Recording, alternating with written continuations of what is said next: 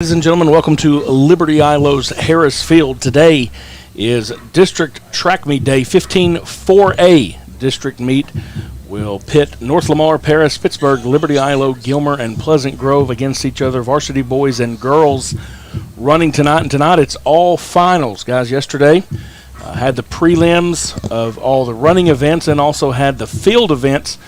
We just gave out those awards out on the field just before we came on the air. We'll share the results of the field events as we go throughout the night.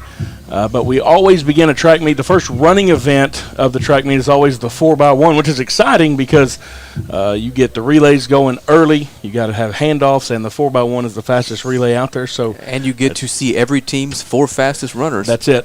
From Jump Street. You put who you have out there. We start off with the girls tonight. I was going to say, I'm looking for, they have a big man relay in the 4x1? No, they run a big man relay in the regular track meets, but that's not a sanctioned event because UIL gives out trophies and points where the big man relay usually gives out smoked turkey legs.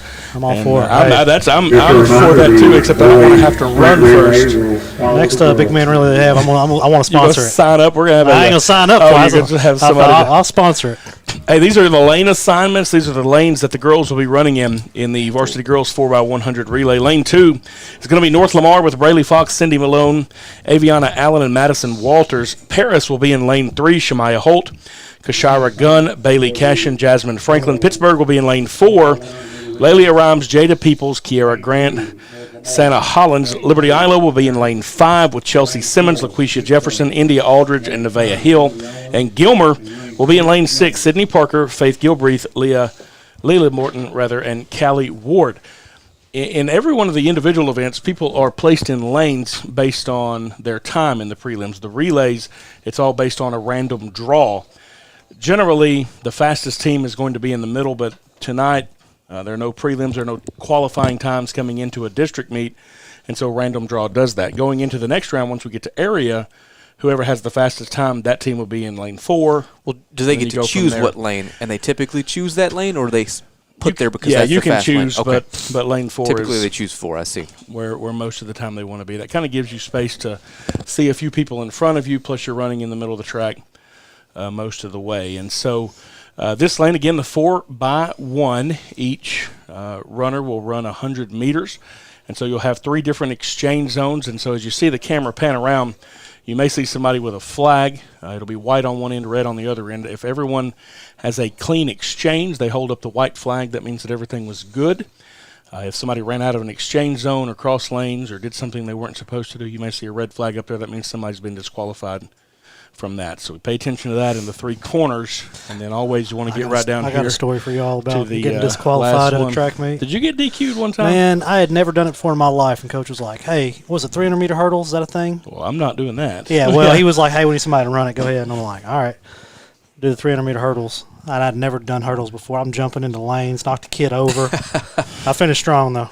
Yeah, that hurdle rate, especially the 300 hurdles, that's a tough race because that's a long way to run with somebody putting obstacles in front of you. Yeah, I would have, knowing what I know now, I would have just told him no. But back then, you couldn't tell anybody no. Tom Middlebrooks is our starter tonight, so he'll make sure everyone is. Hey, I saw Coach Middlebrooks last week at a golf tournament. We were out here yesterday and didn't. Yep. We weren't real sure who he was. We just saw a man walk around with a massive pistol on his hip, and yeah, which can get people excited at a school.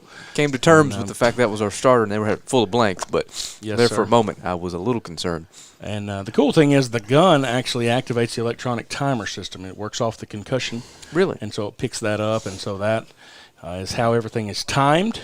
And so we have a camera that actually films the finish line there. You'll be able to see when everyone crosses, and so you can get exact times electronically. That is good. So, again, from the inside to outside, North Lamar, Paris, Pittsburgh, Liberty Eylau, and Gilmer here in the girls 4x1 as we get ready to start the District 15-4A meet. They check the exchange zones. Exchange zone 1 is ready. If 2 says they're ready.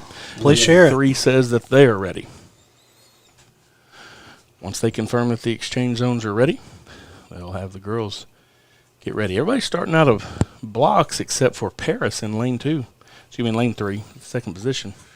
I think I see Kevin from TXK Sports over there Laying down on the field, you're ready to get some shots. He gets some good shots. Yeah, he does. That's dedication there. And make sure everybody's ready, and here we go.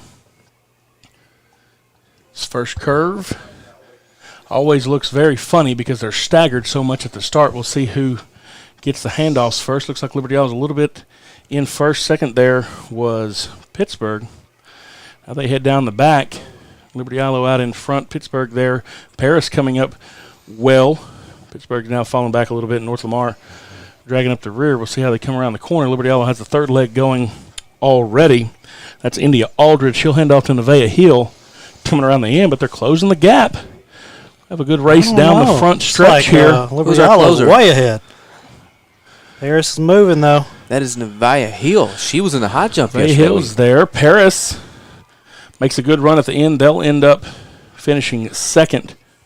Pittsburgh comes in third. North Lamar made a big comeback there, and Gilmer's going to finish last in this one.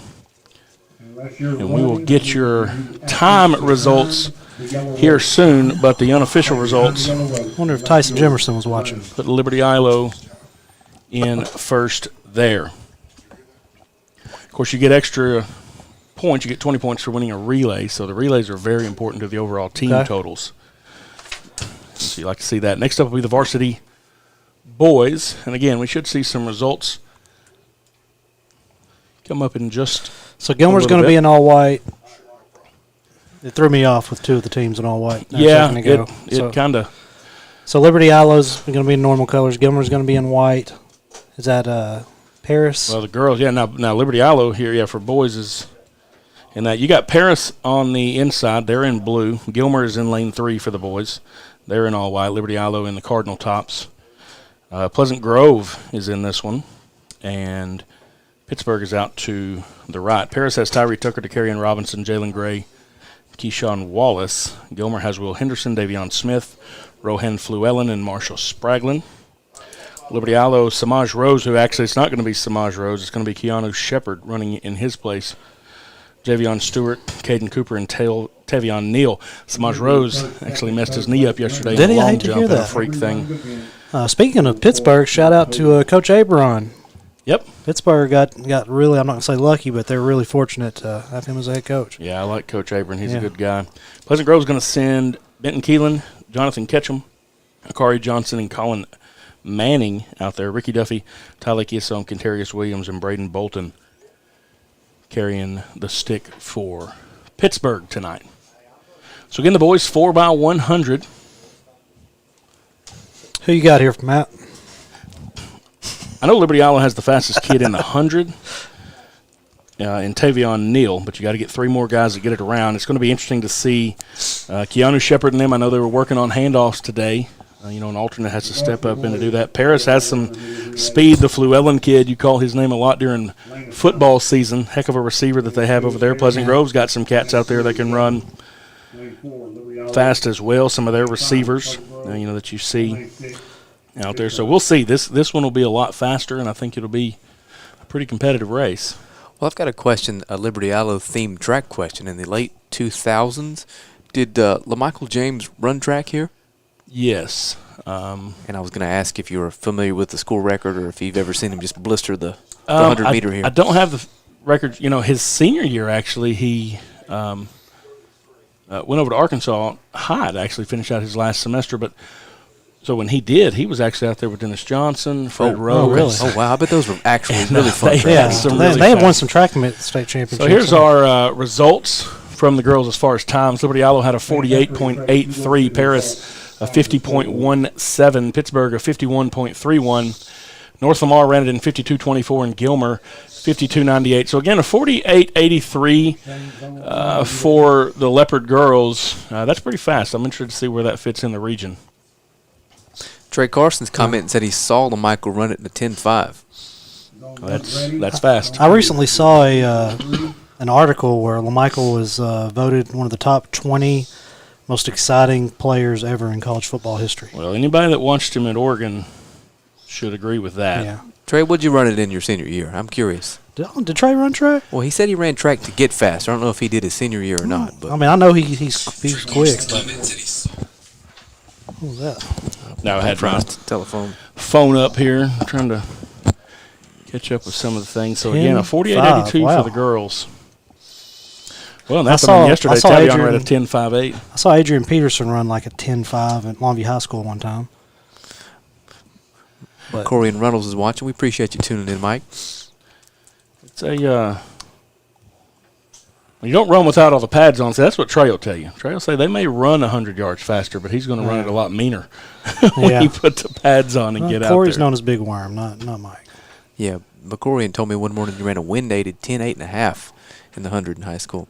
Who did? McCorian Reynolds. I believe it. All right, we got an issue with Exchange Zone 1, so they're trying to get somebody over there to look at it. What could the issue be there? You have markers that you put out on the track, and so they may not have enough markers. You usually have half tennis balls, and you put those out. You practice your exchanges, and so you know when they get to this point, I need to start running so that we're both at full speed and matching each other's speed when we get the handoff. And maybe they don't have everything they're supposed to have. It's one of the Paris guys over there, I think. No, it's Pleasant Grove guy that they're over there talking to in lane 5. So not sure what's going on there. If you're watching, please give this a share.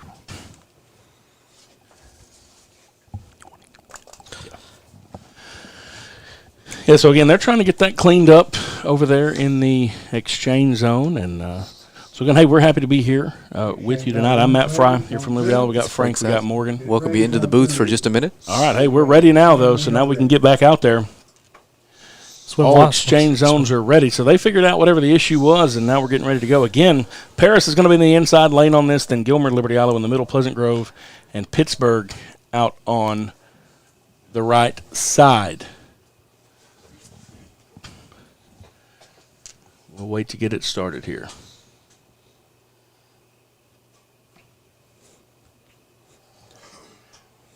They're off heading around the corner. Again, the stagger can be deceiving. You watch the handoffs at Exchange Zone 1. That's where you can Look gain very and lose a lot close. of time.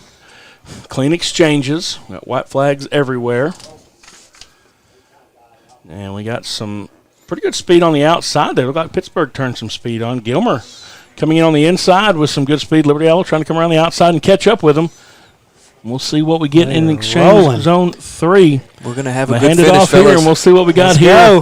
go. Gilmer's in first place. The Leopards trying to catch up Oh, with no, him. we've got we got a little gimp. Oh. Something happened. Maybe he pulled a hamstring. Liberty Eylau is going to end up winning this. Pittsburgh's going to be second. The guy from Gilmer's just going to pull up, and, man, he was moving quickly. It's Marshall Spraglin. And then, yeah, you can tell he had some sort of issue there, and you certainly hate to see that. Yeah. You always want to have good races. Tavion Neal was closing, I think, even before that, but then it was kind of over after that. Be interested to see what the Leopards' time is on that, but again, hate to see the young man from Gilmer down there. That's still girls up there on the thing. And again, that's Marsha Spraglin for them, and you hope that young man's okay. But you could tell in the run there that something Name sounds really reached familiar. up and bit him. Well, if you hear any of these names out here, a lot of times you've heard them during football season because those guys. There's a correlation between having a good track team and having a good football team. Atlanta proved that for a long time. Always having really good track teams and everybody out there, working out. Looks like the host school, Liberty Eylau, is off to a pretty good start tonight. Yeah, Matt. Leopards win the 4x1 and both relays. Good way to start. Now we go in the 800. 2 laps here. A long time ago, the 800 was one of those that you just jog for a little while and then you take off. Now you've got some people that can almost just sprint the 800 the entire time. While they're getting ready for that, we'll come here in the booth. I'm going to give you some results from the field events yesterday. And we'll start with shot put. Well, let's see. Leopards ran a 42.84 in that sprint relay, and we'll go over those times here in just a minute. But not a bad time here once you get into district. 42.84 for Liberty Eylau, 43.33 for Pitt, Paris ran a 43.74. Gilmer still a 43.92 with the guy that had to pull up like that. Coming up PG lame, yeah. ends up a 44.38. So those, again, your times in the boys sprint relay here to start the evening.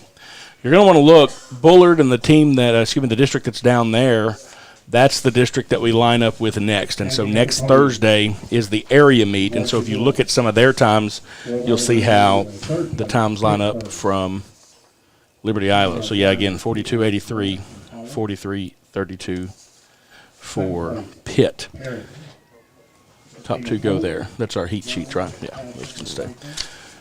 So, again, some results from yesterday in the shot put. These are the big boys. All those linemen that don't get their name called a lot during football season. You get to see them out there, and you're like, man, I never knew what that kid looked like without a football jersey on. But sixth place was Vic Shaw from Pleasant Grove. He threw it 39-1. Braylon Johnson from Pittsburgh was fifth. He threw it 39-6 1/4. Carter Renfro from North Lamar, 41 feet and 3/4 of an inch. Javen Carey from Paris was third, 41-5.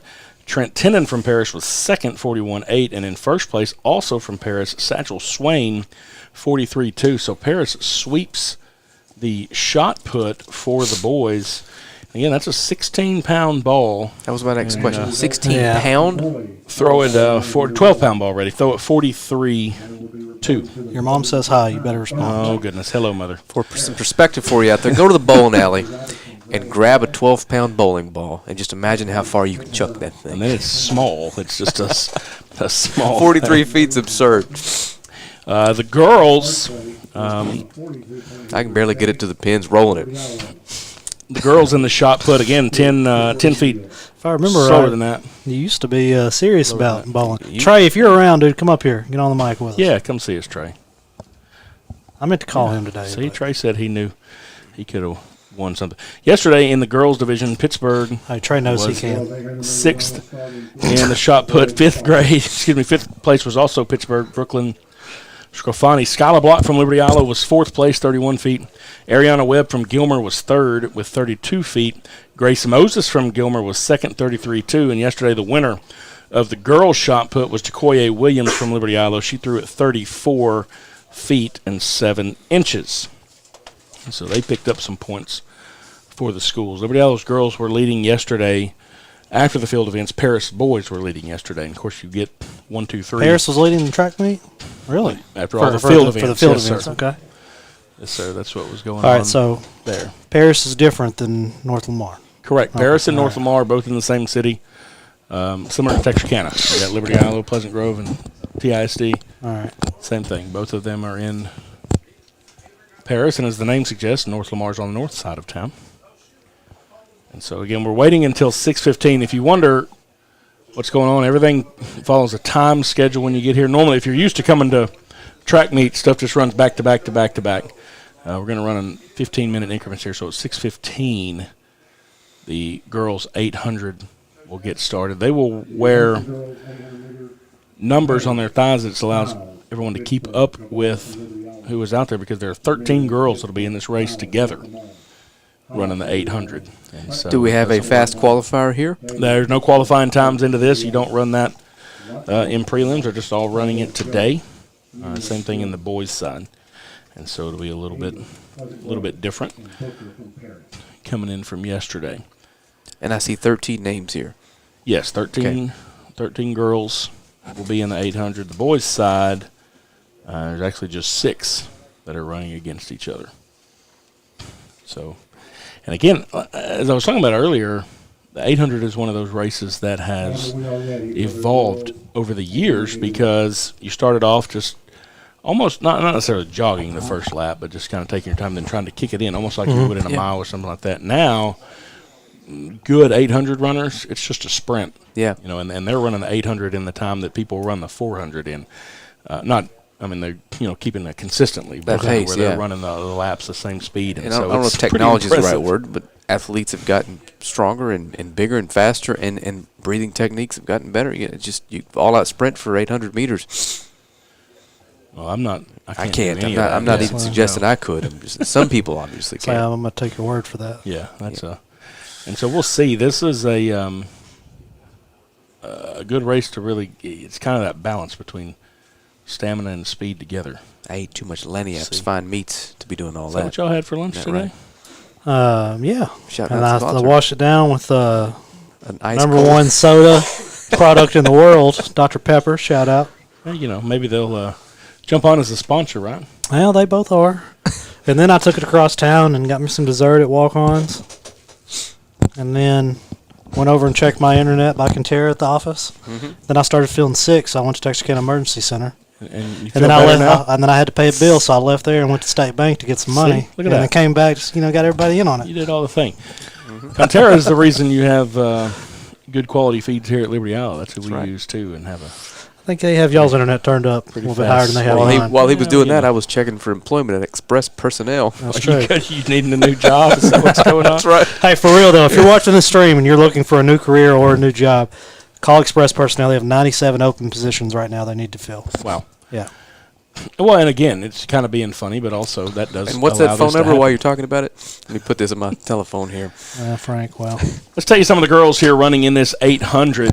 You've got Natalie Stiles from Pittsburgh, Mackenzie Cavarda from Liberty Eylau, Abigail Ramirez from Pittsburgh, Emma Fowler from North Lamar, Imani Hodge from Liberty Eylau, Emerson Putnam from North Lamar, Grace Daly from Pittsburgh, Bailey Burt from Liberty Eylau, Amari Watson from North Lamar, Michelle Chavez from Gilmer, Vanessa Munoz from Gilmer, Jasmine Hever from Pleasant Grove, and Kiara Brooker from Paris. And so they're taking off around there. Cavarda out front for the Leopards. She's a freshman, and we'll see if she can keep that pace. Usually you kind of have a rabbit that gets out there maybe a little bit early, and then all of a sudden We've seen a lot of Mackenzie this year. She plays a mean left field for the softball team as well. And so, young girl out there doing a good job. She did really well during cross-country season this year, especially as a freshman. I don't know why, but I think the girl in fourth place right now is going to win. I just got a feeling. So she's coming in there. It looks like the two girls from Pittsburgh are next. Of course, they're wearing their numbers on their left leg, which means we can't see them from up here. But that's okay because the timers are the ones that are a little bit more important than random folks up here. Around turn 3, is that when they start to turn it on, Matt? You'll start to see them speed up as they come across the back turn back 3, here, like but it'll it's start a to NASCAR track. Hey, I'm not sure what you call it that over there. No, it is. It's turn 3. Far It's turn. the same. It's the same as NASCAR. It runs a little bit slower, I think. Uh-oh. We've got an overtaking got the to girl go here. from My girl coming around. My girl's making a move right here. Yeah, in you the said- third place. We'll see. There may be too big of a gap. That back stretch, back straightaway back there is when Looks like people are running out of monkey gas. starts That's to what I'm jump on your crying back, out. as they say. It's a It lot gets hotter little today bit- than it was yesterday. It's a lot. 800 meters. That's what it is. It's a long way to run. Looks like All right. Mackenzie is closed She's the gap a staying little with her, bit. though. That's Yeah, right. we'll see. We may have a We are race going to have a sprint to the finish, folks. before the end as we come around here. Fast Again, jog. All right, my girl's out of contention. Here we I go. don't know. You Let's say go. that. Here You'll she see what comes. Here happens. comes Mackenzie Varda on the outside. Mackenzie Those Cavallo long trying strides. to get there. She's She has taken the lead. turn it on. They're going to battle all the way down to the end. Let's see if they can get there. See if Cavarda can hold on to it. Let's go. In Pleasant And Grove. she does.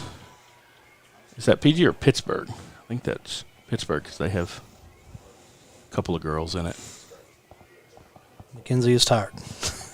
They are all tired as they come through. We'll get you those results up here in just a minute. I can't see everybody's bib numbers. So again, if you think about that, 800 meters, roughly a half a mile, just to run at a full sprint and see if you can survive. That's what's going on out there. Starting to think some of these events are just to watch you torture people. Oh, the ones yesterday. That was that a 4-mile run yesterday? No, What? 3,200 is a 2-mile. 2-mile about to run. say, 3,200 4 mile? was. Who does that? We got here as they were. I guess they're halfway through as we walked in, and they they just looked miserable. Yeah, that's 8 laps out there. Well, what is a typically the person that runs a mile runs a 2 mile too? Usually. Yeah, and that on the same day. And a lot of Same those day. times, those are going to like be an hour apart. Well, usually the 3,200 is going to be run during field events, and that's why you try to do that pretty early, Okay. so they can survive. But What is a good What do you have? Do you have times for the winners of those? I do. I don't have the 3,200 from Tyson Jimerson is yesterday. watching, and Tyson, you were wrong at what you told me. I'd guess a 2-mile run, we're looking at 25 minutes or so for the boys. Yeah, there was a kid from Texas High a couple years ago at Likens, and he went to, I believe he's at Texas Tech now. Yeah. He broke some records there as a freshman. He's one of those that in the mile and the 2 mile, you would see him running, and he's running it like someone runs an 800, and you're thinking he's going to die. And then, in the 2 mile, he lapped everybody on the track. It's the most impressive thing I've ever seen. Even in the mile lap, some people, he was different. And again, then he goes to Texas Tech, and he broke a lot of records there. This is the boys' 800-meter dash. Lane 2 is Matthew Berryhill from Pittsburgh. Lane 3 is Shannon Haynes from Gilmer. Lane 4, Kobe Lewis from Paris. Lane 5, Brian Barraza from Gilmer. Lane 6, Harvey Diamond from Pleasant Grove. And Lane 7, Caleb Altman for Gilmer. And this is one of those things you see. Gilmer's got 3 guys in this race. You get points for all the way through 6th place. So everybody in this race is going to get some points. And so this is one of those things they can jump out here and maybe pick up a few points. It helps them in the overall score for the track meets. This is a good strategy by the coach there, because I'm going to guess there's not a lot of kids lining up and saying, Coach, please let me go try to sprint 2 laps around the track. Clearly. And I guess if you're in 6th, you don't have to sprint around the track. You can walk it and finish, and you get your points, right? Yeah, but that may not work out too well with Coach if you walk across and get your Coach, you wanted this point. You got it. get your one. Give me about 15 minutes. What time's the next event? I'll be done. I'll be done by then. Yeah. So, if you're not familiar with track and individual events, points go 10, 8, 6, 4, 2, 1 from first place down to 6th. And so all that goes into your team total, and then you double each of those points in the relay events. And so they go from there. And again, if you wonder why we're having a little bit of a pause here, we run on a time system here at the district track meet, and so they will wait and get it started right on time. I sent you that schedule to your phone there. What time does it say the boys 800 is going to start? It has them separated just by the event, just by event. So they'll get rolling here in just a second once they make sure everybody is off the track. I think maybe they had a girl out there that they we did the times for the 4x100 relay yet? Yeah, we did. I'm sorry. Yeah, the 4x1, but still, the boys. Yeah, go ahead and let Tyson know what the times were. 42.84 for Liberty Eylau, 43.33 for Pittsburgh, 43.74 for Paris, 43.92 for Gilmer, and a 44.38 for Pleasant Grove. And again, on that Gilmer one, if you didn't catch the race, you go back and watch it. Guy from Gilmer was, about a half step ahead, I guess, or so, and then pulled up his hamstring of probably 60 or so meters to go. And managed to be able to get across. I think LE was going to win that one. I think because Tavion, he had him. Yeah, I think Tavion would have passed him, but still, regardless of that, I think they would have cost him finished second pretty place close. finish. Yeah, absolutely. There we go. All right, boys, getting ready to run here, and they are off and going. And you see, they'll have to stay in their lanes, and then once they get to the other side, there's a dashed line. And from there, they can waterfall in, and everybody can go to the inside lane. And they'll all try to push and get as tight inside as you can because, again, the inside is the shortest way around the track.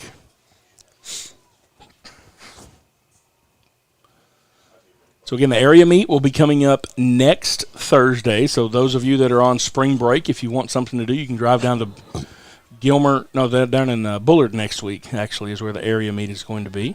To qualify for the area meet, it's only the winners or top 2? Top 4 in individual events, and I think it's just top 2 in the relays. I'll have to get some clarity on that. But top 4 in the individual events because they'll actually go down and have prelims and finals as well down there. Pittsburgh, that's going to be Matthew Berryhill. If there's just one person from the school, it's pretty easy to identify who they are. He's in first place now. Everybody else, though, is bunched up tight. You see the 3 Gilmer guys in white out there bunched up together. Pleasant Grove, Harvey Diamond, he's out there. He's in second place right now. And then from Paris, Kobe Lewis is in third. And it looks like Berryhill from Pittsburgh is kind of stretching his lead out a little bit, but Diamond Harvey from Pleasant Grove is trying to catch up. I'm pretty sure Pleasant Grove puts their names in backwards. I think that's probably Diamond Harvey. I said it backwards. I apologize for that. Looks like Damon, maybe? Damon? And he is actually He is about to going to get a pass close here. the Now, gap, we'll yeah. see. Now, passing in the curve sometime. Yeah, there you go. He's just going to slow down and maybe kind of stalk behind him. Passing in the curve, you make yourself run a little bit further. So we'll see if he tries to turn it on here. We're going to have looks like we should have a race for first and second coming down here, but those long strides, he's going to get him. Also, may come down again. Yeah, there we go. go. Turn it on. Yeah, He so did. Barry Hill cranked it up too, and Yes, he did. he's just going to be able to pull away. And there you go. So it's going to be Barry Hill from Pittsburgh. It's going to be start Harvey to finish. from Pleasant Grove, Wire to wire. Lewis from Paris, and again, Gilmer is still going to pick up Somebody 7 points. fell down there. Well, he's tired. He's just laid Was out. that what Yeah, that he's getting was? up. Yeah, Somebody get this dude That was a joke. an It looked award. pretty serious there. It looked real serious. Morgan. About to Morgan's cut the ready stream to on him. call in the National Guard out here, but no, I mean, he just they look real. again. In all fairness, if I ran one lap, we would be doing the same Oh, yeah. thing, and it would be serious. And so We'd he be just cut- ran We'd two. be cutting the stream after my 240 meters. So Get an ambulance out there, and actually, we'd call TXK Emergency Center. And so now we got the hurdle crew getting set up for the Here we 100 go. Now- meter hurdles. So you start with the girls here first. I don't even want to tell y'all what I'm looking forward to. Well, this is going to be finals, and so you should have some people do well. Now, you think about this. You talk about how fast you can run 100 and all that kind of stuff. Coming into this, the lead time is going to be Sydney Parker from Gilmer. She has a 16:33, so she runs 100 while jumping some hurdles in just about 16 and a half seconds. While they're doing that, let's give you some discus results from yesterday. How about it? In the varsity boys division, Peyton Page from Liberty Eylau threw at 114.5 and a half. Vic Shaw from Pleasant Grove threw at 128 and a half. Javin Carey from Paris threw at 122 feet. Oren Gar from Liberty Eylau 122.4. Carter Renfro from North Lamar 123.0, and Nate Gamble from Liberty Eylau 125 feet 2 inches Shout out, Nate. through the heavy frisbee. So what does that Cody weigh? said he wants, know he what wants it you to weighs. run that. He wants you to run that 800 live on game day. And Listen, I'm Cody- thinking only if Cody runs it as well. Yeah. Cody, he's 10, 15 years younger than me, but he's not the same 16-year-old that I had back in class back in the day. So I don't know. I'm not opposed to running He wants to 100. I'll do that. I'm not running anything. That I can promise everybody. Girls discus results from yesterday. Sixth place, Carly Johnson from Gilmer, 83.9. Fifth place, Fanice Smith from Liberty Eylau, 86 feet even. Mandy Tate from Gilmer was fourth, 89.1. Skyla Block from Liberty Eylau, 96.6. Tashante Moss from Pittsburgh, 103.10. And Brooklyn Scrofani from Pittsburgh threw at 110 feet 1 inches yesterday in the girls' discus. Cody said you could beat him right now. He's recovering from an ACL surgery. See? How do you pull it? How do you mess your ACL up coaching? He slipped in his garage on some flip-flops, but we don't have to say that out loud. We won't tell anybody That that. sounds like he was trying to take some time off work to me. I'm just guessing. Long I'm jump just kidding. is next from yesterday. Oh, here we go. They're going to – if you look down, they're going to be giving out the awards to the varsity girls. 800 meter. Jasmine Hubert from Pleasant Grove was in third place. Abigail Ramirez from Pittsburgh. And first place with a time of 2 minutes 29 seconds, Mackenzie Cavarda. So good job to her. Shout out. It's nice this year. They have a little trophy stand in the middle. So you can stand everybody up on there. You can see kind of like you do at the Olympics. Speaking of Olympics, how's Jerry Lawson? Yeah. He is getting ready for the U.S. games. They'll be in June, U.S. Olympic qualifying up in Oregon. And so he is doing really well. I'd heard a rumor that in practice one day he jumped the world record. You know, his coach does not. He and I talked about this off the air after I did an interview with him. Actually, he said his coach won't even tell him what numbers are. Mm-hmm. He said he doesn't do that intentionally just because he doesn't want to mess. But he said one day, he said, I jumped. He said, I knew it was a good jump. I knew it was a far jump. He said, and Coach said, we're done for the day. He said, but he still doesn't know what it was. But, he's definitely in that top 1% of athletes that you see in the world. He's going to have one of the best qualifying coming into there. Last time during the U.S. qualifying, he was doing the 100 and the long jump at the same time. Mm-hmm. And he ended up qualifying in both of them, but they were going on. This year, the U.S. Olympic Committee has actually separated those two events by a week during qualifying to try to help him out. Let's get ready for the start of the girls.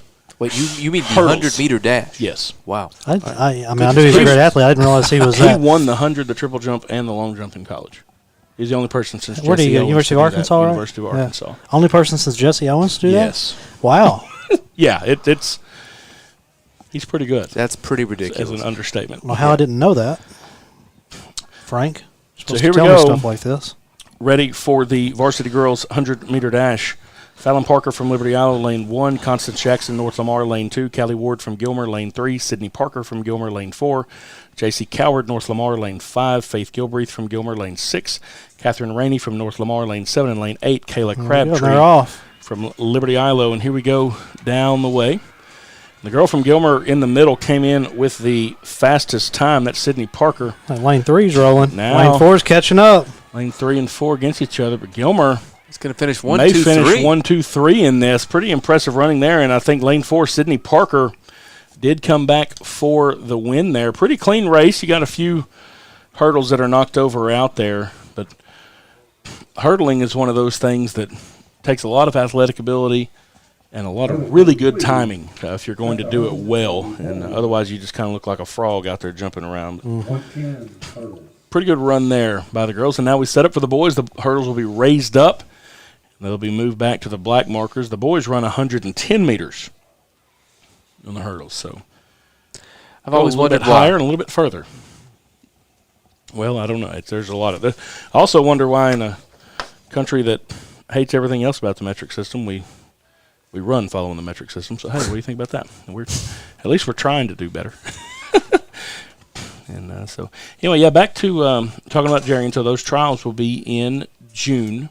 And, again, he'll have a chance to qualify. He actually ran in the 4x1 with the Olympic team at the last Olympic Games down in Rio in the prelims. And they actually finished with a better time in the prelims than they did in the finals. And I always told him, I said, I feel like if they would have kept you in, we might would have won it. And he said, yeah, you're not the only one that said that. So, but anyway, he has a really good shot. And his story, everything that he really had to overcome and some of the, the personal things and some accusations that came out against him that he was 100% cleared from. Again, we'll have that story coming out pretty soon. Did a pretty cool interview with him. And as we get closer to the Olympics, we'll put that whole thing. It's about 40 minutes long. It's pretty neat just to hear his story and what he went through. But just an awesome young man. But, yeah, he's good. I did say a frog to Rand Cooper. You've seen people run that way. And that's what I said. If you don't run right, that's what it looks like. All right, we got the boys' hurdles coming up. And in lane 2, you've got Connor Dodd from Gilmer. Lane 3, Michael Riley from Liberty Eylau. Lane 4, Cameron Duffy from Gilmer. Lane 5, Javion Stewart from Liberty Eylau. And lane 6, Cody Guidry from Gilmer. Now, Guidry kid, I know I called his name a lot during football. You can see just Liberty Eylau and Gilmer in this event, so you don't have any qualifying times from yesterday. There were no prelims. You just have the 5 guys running here in the finals. And so everybody will get points, that's for sure. I think lane 2 and 5. One of them are going to win. I just have this feeling. I don't know why. Michael Riley was a linebacker for the Leopards. And, I saw him do a little test jump there, and it looked smooth. Yeah, looked all right to you. Now about the 110-meter part. Probably knock a quarter off that thing if y'all remember. Coaches used to teach you.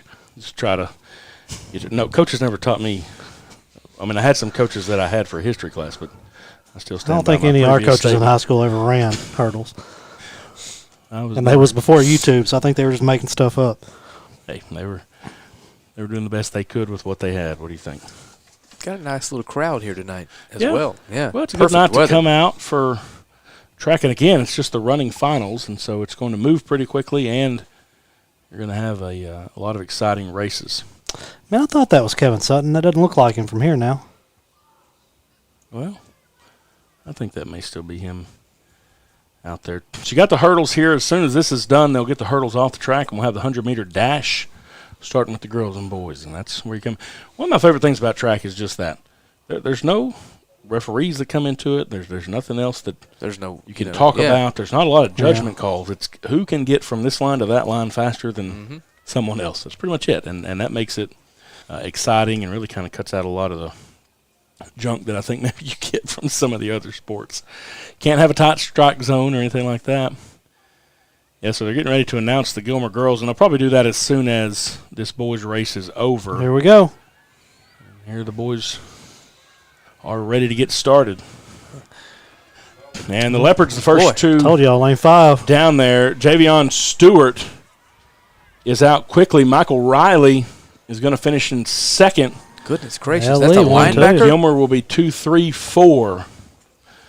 Yeah, I saw Michael Riley put a few licks on people during the year, and he did a good job running down there. So good job, Javion Stewart, for the Leopards with the win there. We'll get you some times soon for them. And again, out at the middle of the field, you've got 3 girls from Gilmer about to stand up on the stand, and that is because they finished 1, 2, 3 in the hurdles. Shout out to Gilmer. We'll wait for them to get their names. The 100, I believe Mr. Wright said, isn't going to start until 6:45. If that's the case, we may take a break here in just a minute. Let's see if they get these Gilmer girls' names called out here. I think they're trying to get the result sent up here. There you go. Oh. We'll get the boys over there as well. Do them back to back. You know, technology has made a track meet so much better. One, you got the electronic timing system. 2, the results are immediately printed out. You have them there. Back in the day, you would have a big bleacher stand, timers for every lane. They're giving the times. They're writing them on a piece of paper. Somebody's making sure that they're in order. And you'd have some poor kid that was chosen for the day to run back and forth up and down to the press box. And then you'd have to share the results with about 5 different people. And They didn't have walkie-talkies back then, huh? Well, you had walkie-talkies, but you can't. Trying to call out numbers and names and all that kind of stuff, nah, it's just easier to use students to run back and forth. Tyson Jemerson says Ellie and Gilmer 1 and 2 in the 100. He's been wrong about a lot today so far. Well, hey, let's see. We'll see if he's right on Let's that. see what he's got. That's the good thing here. I've known Tyson a long time, man. He's a good buddy of mine. He lives down in Gilmer. His son played on their football team. I can't remember where he's going to play college ball at. He's a linebacker.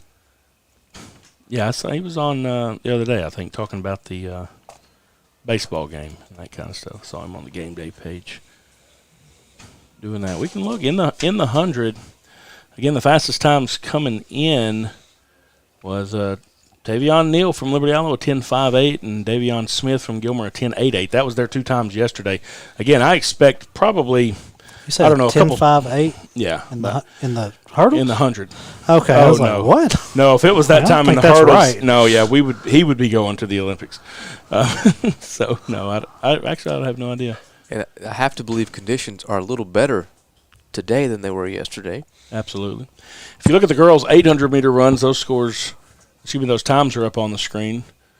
Mackenzie Cavarda ran it in 2 minutes, 30 seconds, and 30.38. So it's pretty good. 2:30 to run 2 laps. 2:31 for Ramirez from Pittsburgh. 2:37 for Haver from Pleasant Grove. That was your top 3 in that event.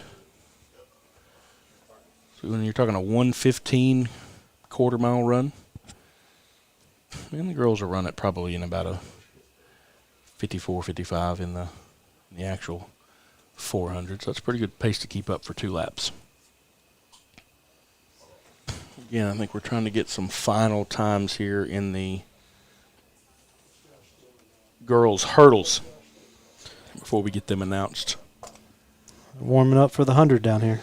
Oh, yeah, everybody will be stretching out. This one will be good. In the girls' 100. Lane 1, you got Morgan Griffey. She ran a 13:24 yesterday. Kashira Gunn from Paris in lane 2 ran a 12:98. Bailey Cashin from Paris ran a 12:55. LaQuisha Jeffrey from Liberty Eylau ran a 12:04. Ty Reed from Gilmer ran a 12:39. Tamara Norris from Liberty Eylau a 12:88. Olivia Kirk from Pleasant Grove ran a 13:16, and Braylee Fox from North Lamar ran a 13:37. It looks like based on those prelim times, we should have a pretty good race tonight. No Yeah, you got a lot of tight. That's right. Tight numbers in there. Now, what position did Tavion play this year in football, or did he? Yeah, Was he a wideout? Yeah, I thought he was a played DB. wideout and played in the secondary. 'Cause he was one of our playmakers of the week, if I remember right. Oh, he had 3 interceptions one game. I was here that night. Here's the girls out here. They're going to put them out here from Gilmer. That's right. Second place was Ward from Gilmer, Callie Ward. Third place was Gilbraith from Gilmer. 16.07 was Sydney Parker from Gilmer. So, again, yesterday she ran a 16.33. Today ran a 16.07 in the girls' 100-meter hurdles. So that's pretty good. See how the boys' times look. Of the varsity boys 110-meter hurdles. Third place, Guidry from Gilmer. Third place was Guidry from Gilmer.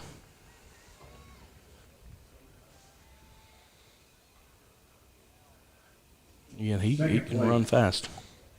Riley from Liberty Eylau. Second place, Michael Riley from Liberty Eylau. And first place. First place was time of 14.97 seconds. Devon Stewart, Liberty Eylau. Javon Stewart in a 14.97 in the 110 hurdles. So good job to those guys. So again, now ready for the varsity girls. 100-meter dash. Lane 1, Pleasant Grove. Lane 2, Paris. Lane 3, Paris. Lane 4, Liberty Eylau. Lane 5, Gilmer. Lane 6, Liberty Eylau. Lane 7, Pleasant Grove. And lane 8 is North Lamar. Again, probably still a couple minutes away from that race starting. Let's talk about, there's the girls' results. Yeah, we'll put those up on the screen. You can see the complete times from the girls' 100-meter hurdles up on the screen.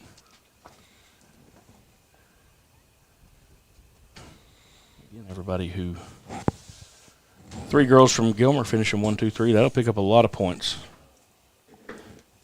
for them in the girls' division. And we'll put the boys' numbers up there pretty soon as well. While that's going, let's talk a little bit about the long jump from yesterday while you can see those scores up there in the back. Yesterday, Caden Cooper from Liberty Eylau finished 6th in the long jump. Elijah Garrison from Pittsburgh was 5th. Ricky Duffy from Pittsburgh was 4th. Samaj Rose from Liberty Eylau was 3rd. And again, he hurt his knee after that, and so he was done then. Davion Smith from Gilmer was 2nd yesterday. And in first place yesterday was Jalen Lee from Paris. He jumped 21 feet 3 inches yesterday in the long jump to win that. In the varsity girls division of the long jump yesterday, and again, we're waiting on getting the 100 start. Yesterday in the long jump in 6th place, India Aldridge from Liberty Eylau.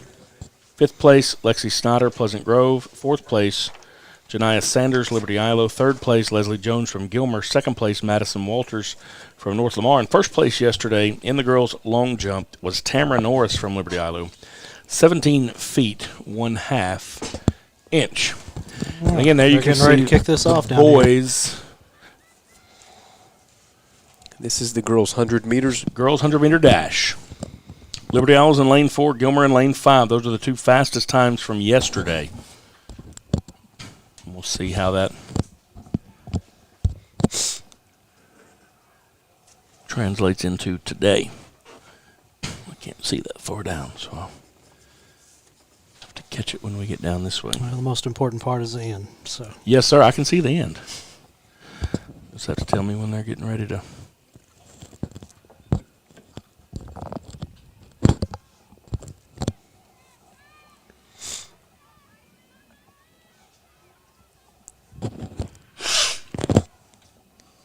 This is the race you can kind of hear a crowd swell. Once it starts, it'll be quiet, and then all of a sudden it just gets loud, loud, loud as it gets toward the end. Yeah. All right, they got to make sure everybody's ready, and then they're off. As we come to the 30-meter mark. That is Liberty Lane Eylau. fours are rolling. Jeffrey is the quickest one down there, and Jeffrey is going to get the win. Let's go. It's going to be tight between Paris, Bailey Cashin from Paris, and Ty Reed from Gilmer. Be interested to see what they look like. Very tight there for second and third, lane 3 and lane 5. That was that. We do have some numbers from the boys' 800-meter run that was a little bit earlier. Remember Matthew Berryhill, he came out and won the thing from wire to wire. He ran it in 2:09.98, so good job to him. He's from Pittsburgh. And then again, Gilmer picked up 4th, 5th, and 6th, so they picked up some good points in that. Damon Harvey from Pleasant Grove ran it in 2:11.49. He picked up 8 points for second place. Now the boys varsity division in the 100-meter dash. Lane 1, Jacoby Dabbs from Paris. Lane 2, LaDalen Jackson from Gilmer. Lane 3, Tyree Tucker from Paris. Lane 4, Tavion Neal from Liberty Eylau. Lane 5, Davion Smith from Gilmer. Lane 6, Logan Johnson from Pleasant Grove. Lane 7, Talik Isom from Pittsburgh. And Lane 8, Braden Bolton from Pittsburgh. Fastest 2 times yesterday were in lane 4 and lane 5. Tavion Neal from Liberty Eylau and Davion Smith from Gilmer. Who's in lane 4? Lane 4 is Tavion Neal, Liberty Eylau. He ran a 10.58 yesterday in the prelims. Lane 5 is Davion Smith from Gilmer. He ran a 10.88. Everyone else was a little bit over 11 seconds. Tyree Tucker from Paris, the next closest. He ran 11.09 yesterday. He's in lane 3. Well, I'm going to take lane 4.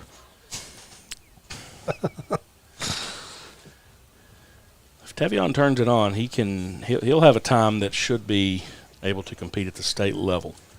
But it's all about getting out clean, making sure you run your race, and making sure you don't jump too early. There's a lot of things that go into not making a mistake. It's a quick race. It can be over quickly if you make a couple of mistakes. And you've got a field out here, and again, you hear all those names. Those are the guys you hear all during football season. Yeah, I was sitting there looking. Putting up a lot of yards, yeah. Logan Johnson played running back. He's going to play at Tyler Junior Johnson's College. out there. Talik Isom from Pittsburgh called his name quite a bit. I believe I saw on Twitter yesterday that was Logan's first time ever running the 100. Really? Mm-hmm. Good job. In competition, yeah. He's put on a lot of weight. I think he's over 205 now, so he's put on 20 pounds since football season. But make sure we make the viewer aware it's good weight, you mean. Yeah. I mean. He's out eating Burger King and bulked up quite a bit. Yeah, you could tell out there. He's drinking a lot of Starbucks. In warm-ups, he had bulked up. You can go see him in the afternoon. He's your barista. I don't know if he wanted y'all to know that, but now you do. Oh, yeah, here we go. half the city drives through there every day, I promise. Can't even get through the red light. They know. All right, here we go. So get ready to start this one off. I really do need to put a red light in by Chick-fil-A. Or just an extra lane. Guy to our left here moves mountains. It's on you, Matt. Is that what it is? See if you can get us a red light. Go. And then we're off. I think he jumped. That was Tavion. Uh-oh. And see? 2 of those and he's done, right? I think they're – I don't know really what the rule is, but it may only be 1. Yeah, I think you jump, it's over. I hope not. Yeah, they're picking up his oh, no. And again, we talked about that. What a shame. And there you go. Well, I get to pick a new He's person. the fastest I'm kid going lane 5. in the region. So does that hurt him for like? That's it. There's no area, you nothing? do not go past district. I mean, it's it. And that's one of the things that's – Is he running the 200? He's upset. Yeah, I mean, he's in Okay, some all right, other just making things. sure. But, Yeah, I feel bad for the but kid. again, you look at times from across every track meet that's been around here, and there's nobody – He's nobody's upset. run Look as at fast him. as he Man, I feel has. bad for him. Yeah, that's a sad deal there. So, yeah, he'll be out, and so now you go from there. So, yeah, again, the next fastest time from yesterday was Davion Smith. I can name one person who's not real upset about it. Yeah. He's in lane 5. Interested to see what the times look like here. But, yeah, that's – and what did we talk about just there? Mm-hmm. Everything, as long as you do everything right, it's good. But, yeah, that one's That was going to hurt him for a while. Here we are off with this race now. It's off cleanly. Davion has got an early lead. It's like Paris. it'll be tight. The guy from Paris is going to make it close, but Davion Smith is your winner there in lane 5.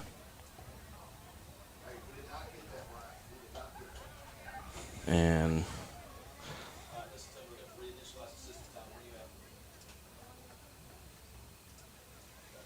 he gets the win there. Boys 110 hurdles. Javion Stewart from Liberty Eylau ran a 15:45. Michael Riley ran a 16:11. Cody Guidry from Gilmer ran a 16:9. Cameron Guffey from Gilmer ran a 17:69. And Connor Dodd from Gilmer an 18:06. So, again, those are your 110 hurdle winners. You saw them get their medals just earlier, but those are their official times that will be sent off to the next race. And, again, interested to see what the times look like in the girls' 100 and the boys' 100. But, yes, you know that Tevion Neal is just sick. A few years ago, I know we had our girls' relay team. Nobody had been close to him in any track meet. And come out to district, just made a mistake, dropped a baton, and ended up missing it. And that's it. You have to make it at this level to make it to the next level. Yeah, and you got to think he was, he sees the conditions, he sees the wind at their back. He was looking forward to running a really quick 100. So I feel bad for the kid. Yeah, and so that'll be. It's okay. He gets to redeem himself in the 200 here shortly. Yeah, the next race coming up is another relay in the 4x2. So that'll be there, and so they start to get ready for that. So again, this one, relay race, everybody runs 200 meters. There's the girls' 100-meter dash results up on the screen. In first place was LaQuisha Jeffrey. She ran a 12:43. Ty Reed from Gilmer ran a 12:59. Bailey Cashon from Paris ran a 12:63. Tamara Norris from Liberty Eylau ran a 12:10. Kashira Gunn from Paris ran a 13:23. Olivia Kirk from Pleasant Grove ran a 13:43. That Tony's daughter? That is Tony's daughter. I didn't realize she was running. Yeah, I knew he was out here yesterday for the prelims. Morgan Griffey from Pleasant Grove ran a 13:46, and Braylee Fox from North Lamar ran a 13:48. So again, LaQuisha Jeffrey for the Leopards, 12:43, and there she is collecting her medal at the middle of the field. So congratulations, young lady. And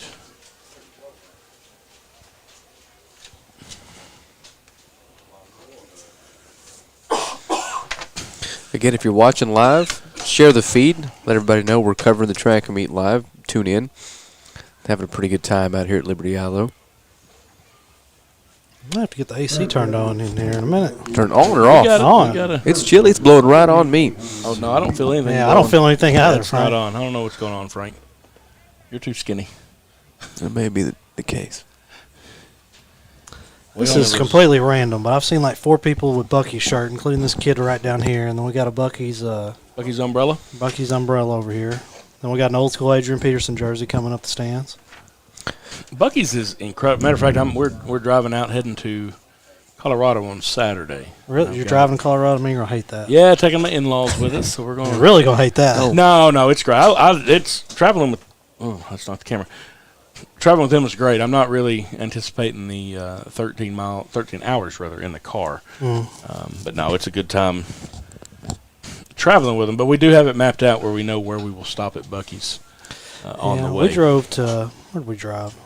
Somewhere in Colorado with 3 kids. It was horrible. Yeah, I drove up to Arlington for opening day Monday and stopped at a Bucky's and immediately regretted it. And I just I needed something to drink. Oh, well, yeah, no, you have to, if you're going to Bucky's, you have to have a plan. And no, my plan was to get on purpose. If you want to do something quick, it's not going to happen. No, nothing quick. Going to Bucky's, it's going to cost you $40, and you're going to find all kinds of cool stuff that you need.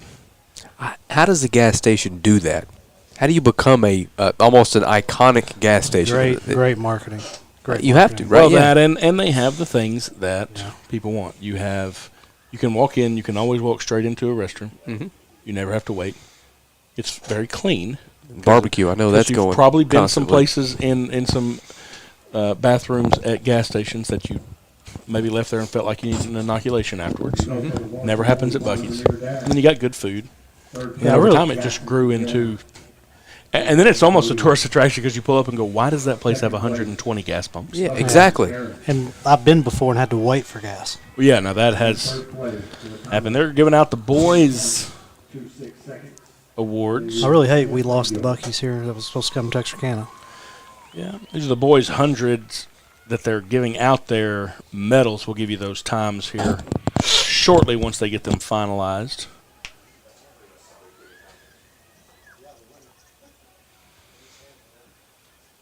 Yeah, Buc-ee's is fun. You know something else that you've never seen at Buc-ee's, and I didn't realize this till I'd been there several times. They have no sign that announces how much their gas is. Everywhere else you go, they advertise this is our gas. People may want to get cheaper gas. Buc-ee's never puts it up there. You just pull up and fill up. You don't even check. That's true. They could be charging $10 a gallon for gas. We don't know. All right, here's the varsity girls 100-meter dash. Oh, we're still in girls up there. They'll get the boys up there in just a minute. So I'm going to stop there on my way to Dallas, and on my way back. Yeah, absolutely. So, again, that'll be – yeah, you do. And I've never bought a shirt that said Buc-ee's. I don't know. I've never done that. But. Yeah. So, again, there's your girls 100-meter dash times. We'll get the boys' times up there shortly. And again, the next race up will be the 4x200. And they'll get that kicked off probably right at 7 o'clock. North Lamar will be in lane 2 of that race. Paris in lane 3. Pittsburgh in lane 4. Liberty Eylau will be in lane 5. And Gilmer will be in lane 6. Which will be interesting. I'll be interested to see if we got a tight race out there between 5 and 6. I feel like those will be the two fastest in that. As well, we got some dead time. Next Thursday, I believe, 7:30 p.m., we will have Undrafted drop. It's a short documentary about Liberty Eylau alum Trey Carson. He has a great story to tell. Played here at Liberty Eylau, Texas A&M, and went undrafted. Yeah. And I always heard him tell the story, come out to LE's football field and just like stared at it for a long time and thought, man, this is it. No more football. And we've all had that feeling, I'm sure his hurt a little worse. Yeah. But and him eventually, making it, playing 5 years in the NFL. I've watched it several times yesterday, and Trey looks like he's about to cry the entire time. Yeah, he's a great kid, has a lot of passion for the game. And you talk about it. He came down to A&M. He had started off at Oregon, transferred down to A&M. Became the first A&M player in history to rush for 1,000 yards in the SEC. Mm-hmm. Did everything the right way. And then, you go undrafted, which I think a lot of that almost just really spoke to maybe kind of the devaluing of the running back position in the NFL. But still, what are you going to do at this point? But what he didn't do is give up, and he didn't say, well, I'm not going to do this and I'm not going to do that. He showed up and did whatever he had to do to get on a team. Yeah. Play on the special teams. Work your butt off harder than everybody else. You end up getting all the way to, starting before he got injured there with the Lions right there at the end. But it was great. I liked it because he came down 2 times. They played against the Cowboys, and I got to go see him twice. I saw you on the when field he one was there. time. Yeah. What's Matt Fry doing? So, And if you don't know Trey, he's a really good storyteller too. Yes. So that's what makes this short documentary film interesting. That's obviously The story the I subject really matter wanted him itself, but I really wanted him to tell, he didn't tell, and that was about the recruiting trip. the recruiting guy that picked him up to take him to the airport. Yeah, we'll get him. We'll get that out of him one day. Hey, let me give you some times from that boys' 100-meter dash. In 6th place was Braden Bolton from Pittsburgh, 11:38. Lane 7, Tyleek Esome from Pittsburgh, 11:36. Logan Johnson finished 4th from Pleasant Grove. He ran 11:20 rather. He improved on his time from the prelims. LaDalen Jackson from Gilmer finished 3rd. He ran 11:18. Tyree Tucker from Paris finished 2nd. He ran a 10:77. And Davion Smith from Gilmer ran a 10:2. 10-2-6 What? to win the 100 tonight. Whoa. Say that again? 10-2-6. What was the second place time? 10-7-7. Was that with the was that Yeah, hand done or No, it's on the. Yeah, the conditions are a little better tonight than they were yesterday, but either way, that leads me to believe we would have had quite a race if. Well, and I knew Tevion had run a 10-2. Yeah, that's moving. That's moving. All right, they're no checking the disrespect to him, but I exchange didn't- zone. He didn't look like he was moving that fast, did he? Yeah. Again, the 4x2, you only have one exchange zone on the opposite side of the track. This is the girls' 4x2. North Lamar's in lane 2, Paris is in lane 3, Pittsburgh in lane 4, Liberty Eylau in lane 5, and Gilmer is in lane 6. And they're still getting set up in in the first starting block here. So we got the red flag up, telling everybody to hold off until we get ready to start. Pittsburgh set their team 10 up way outside the curve over there. They want to be out of the way. Again, COVID changed a lot of what normally happens at a track meet. Usually out there in the middle of the field, man, there's people all over the place, and teams are in and out and all that. But, Already started, we are ready. all right, here we go. Exchange zones are ready to get this one started. So it'll be 2 laps total around the track. 4 girls will make that happen, each one running 200 meters.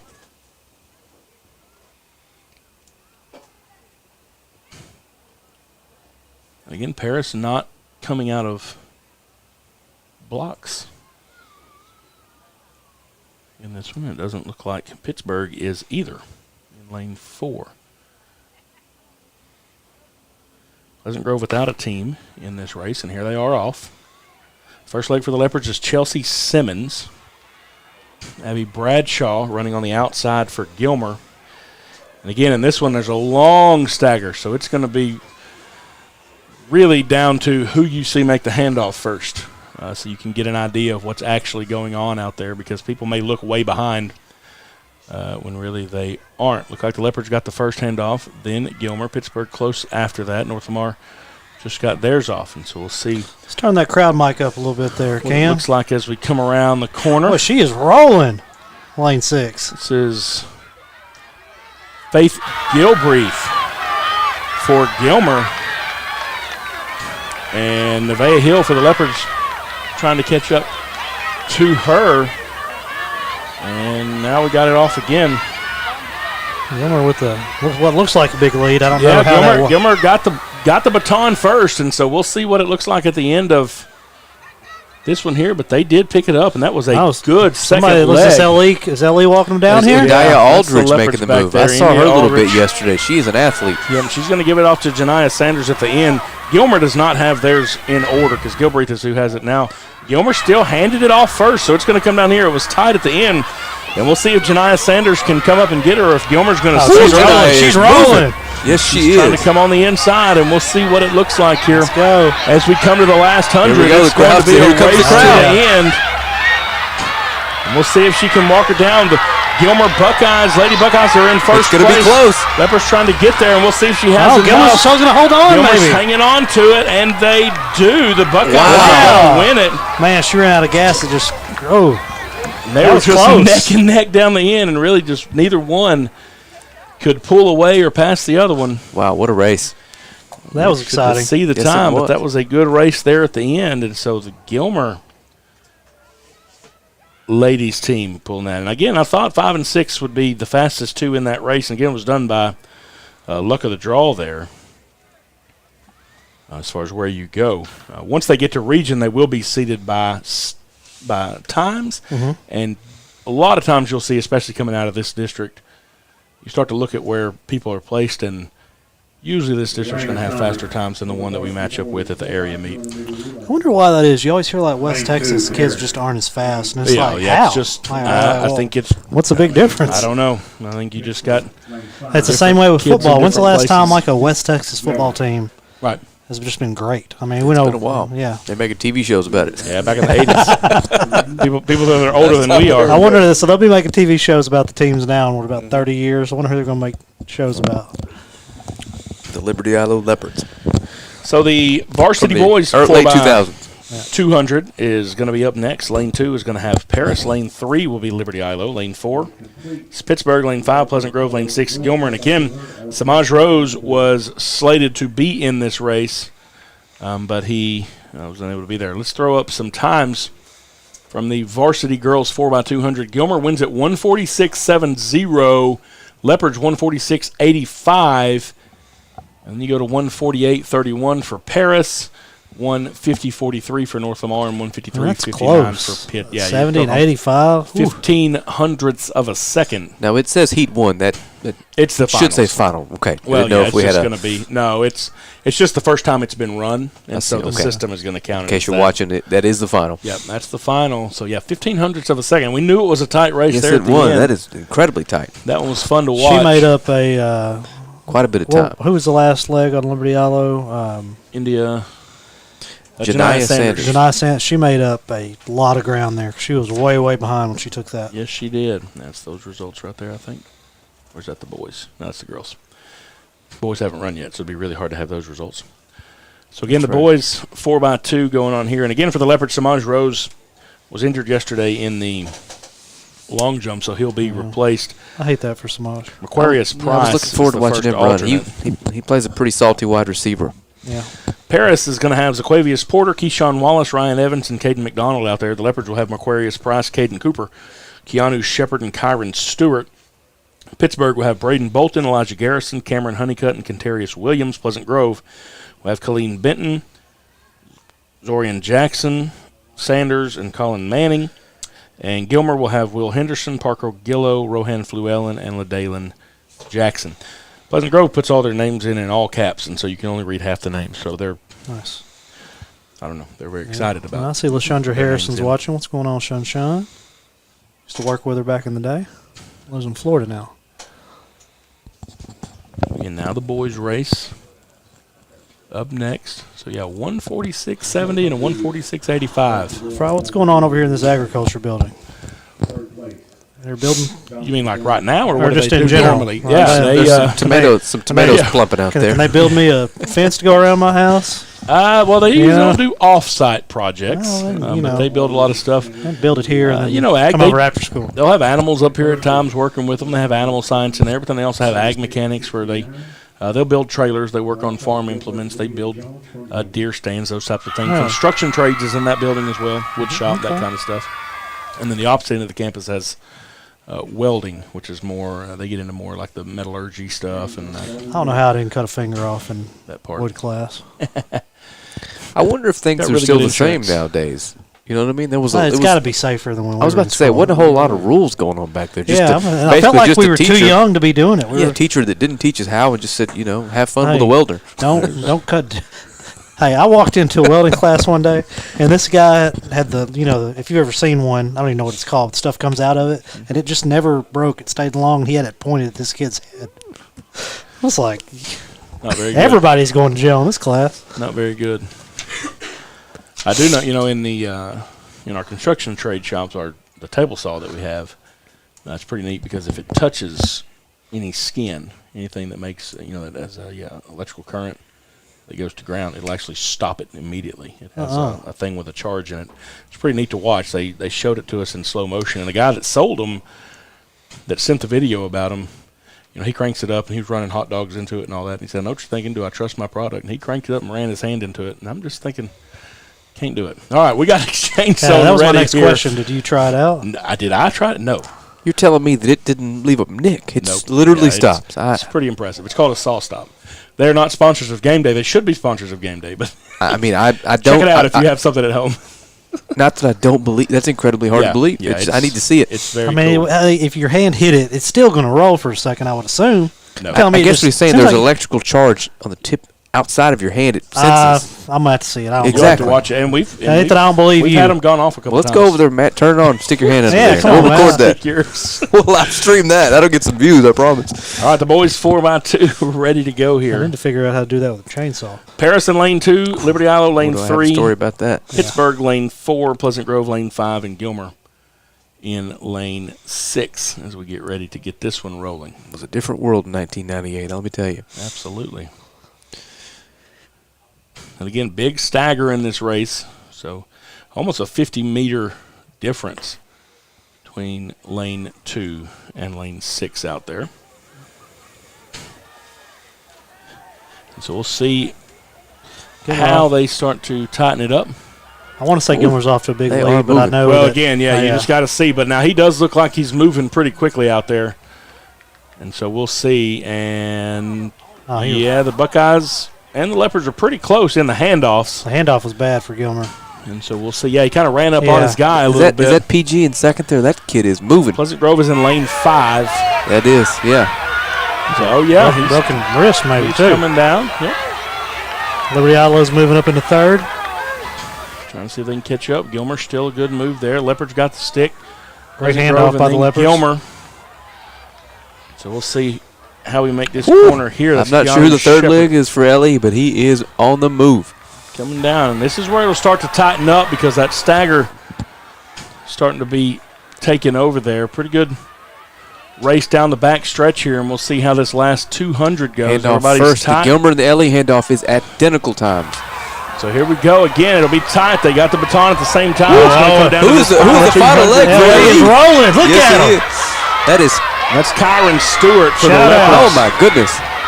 Don't run out of gas. And we'll see if he can hold on Gilmer's to coming it. back. Oh, He's trying coming to catch back. up with him He's there. running out of gas. But Dalen Jackson is going to be close to who gets there first. Oh, he takes a He hard took a dive down at the end. And I'm not sure who crossed first. That's going to be close. Another good race. Looked You know- like the Leopards got there first, but we Man, we will may have to go to the see. area track I was meet. about to- Kind of exciting.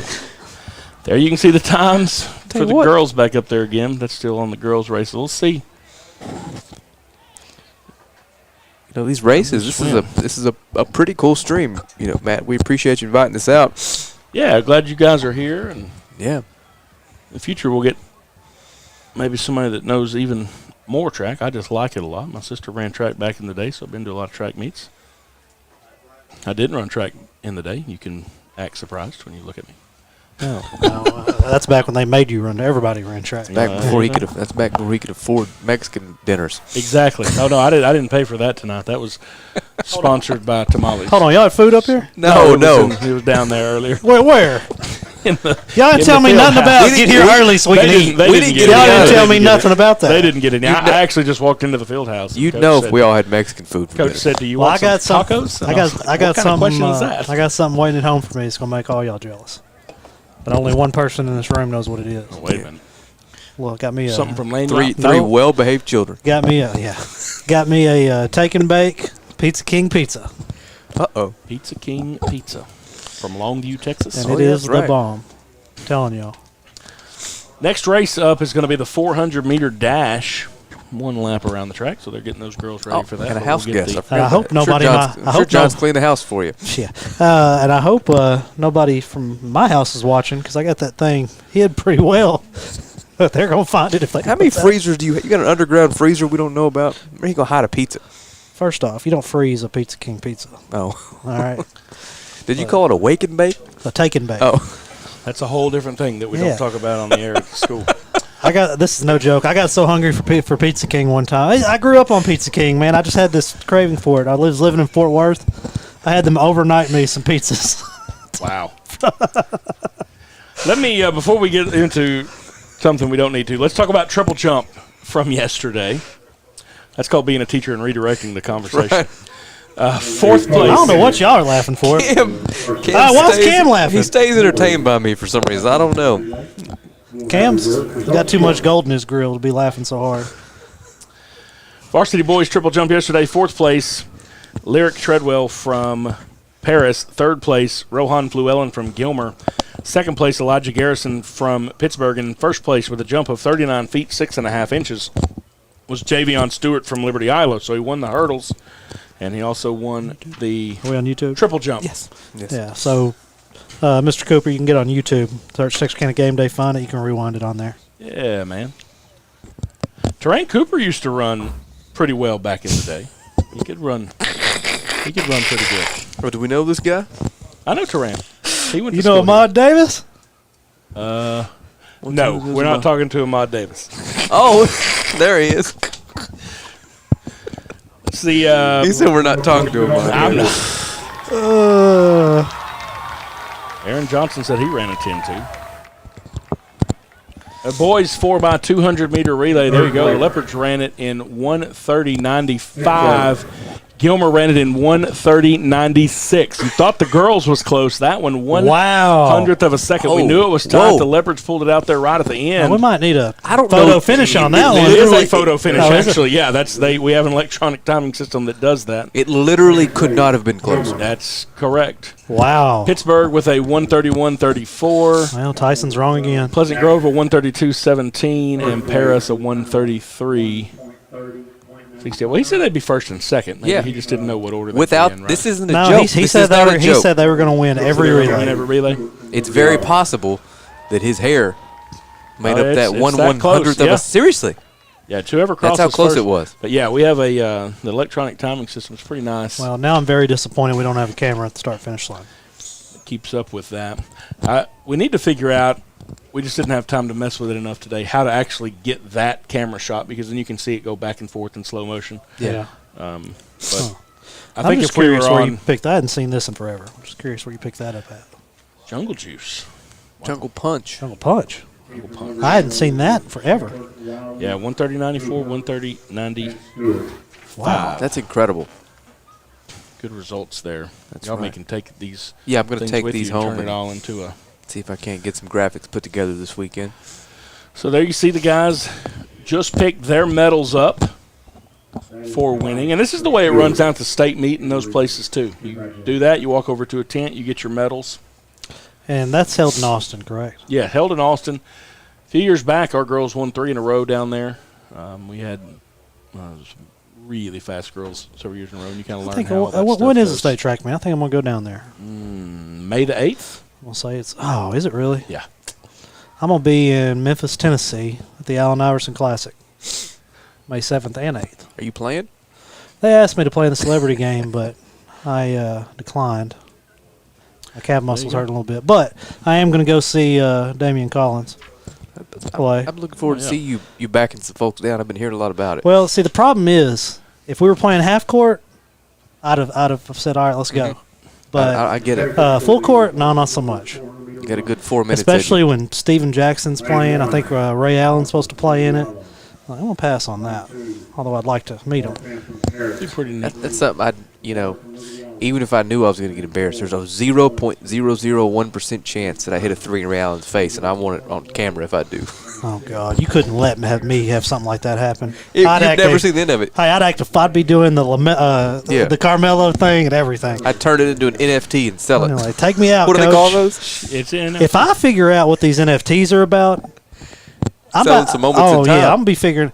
They're saying that the Gonzaga, the half-court shot or whatever, will be the highest priced NFT moment ever, and probably will always be the highest. Well, I think if they would have won it. If they just do one, you know what I mean? So, yeah. Well, the NFT, I don't even know how to explain what it is, but it's like a digital moment that you own, and I don't know how on earth you make money off that. Like, I don't know how it's an investment. Anytime anybody uses it. Well, I don't even think that's the way it works, because a kid from Iowa or something sold a moment. He was the first college athlete to sell an NFT of a play he had, and he did that today. And I don't know how that works. Yeah, Frank was supposed to research it for me, but we got the girls 400 meter dash. I guess we're just not smart enough to understand it. Next race starting up. Lane assignments for that: Lane 1, Fallon Parker from Liberty Eylau. Lane 2, Diana Ferran from Paris. Lane 3, Mackenzie Cavarda, Liberty Eylau. Lane 4, Santa Hollins from Pittsburgh. Lane 5, Jasmine Hever from Pleasant Grove. Lane 6, Shemaya Holt from Paris. Lane 7, Shalom Isaiah from Pleasant Grove. And Lane 8, Maya Hurd from Liberty Eylau. The fastest time after yesterday was Sanae Hollins from Pittsburgh. She ran it in a 102.79. So again, 62 seconds, one lap around the track here. I see a lot of close times there. Yeah, everything. Doesn't look like we've got a clear-cut favorite, does it? 102.79 was the fast time from yesterday. 105.41 was the slowest time. So should be a tight race. Should be getting underway in, less than a minute here?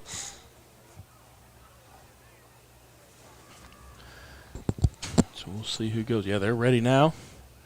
They got them in the blocks. They're set, and here we go.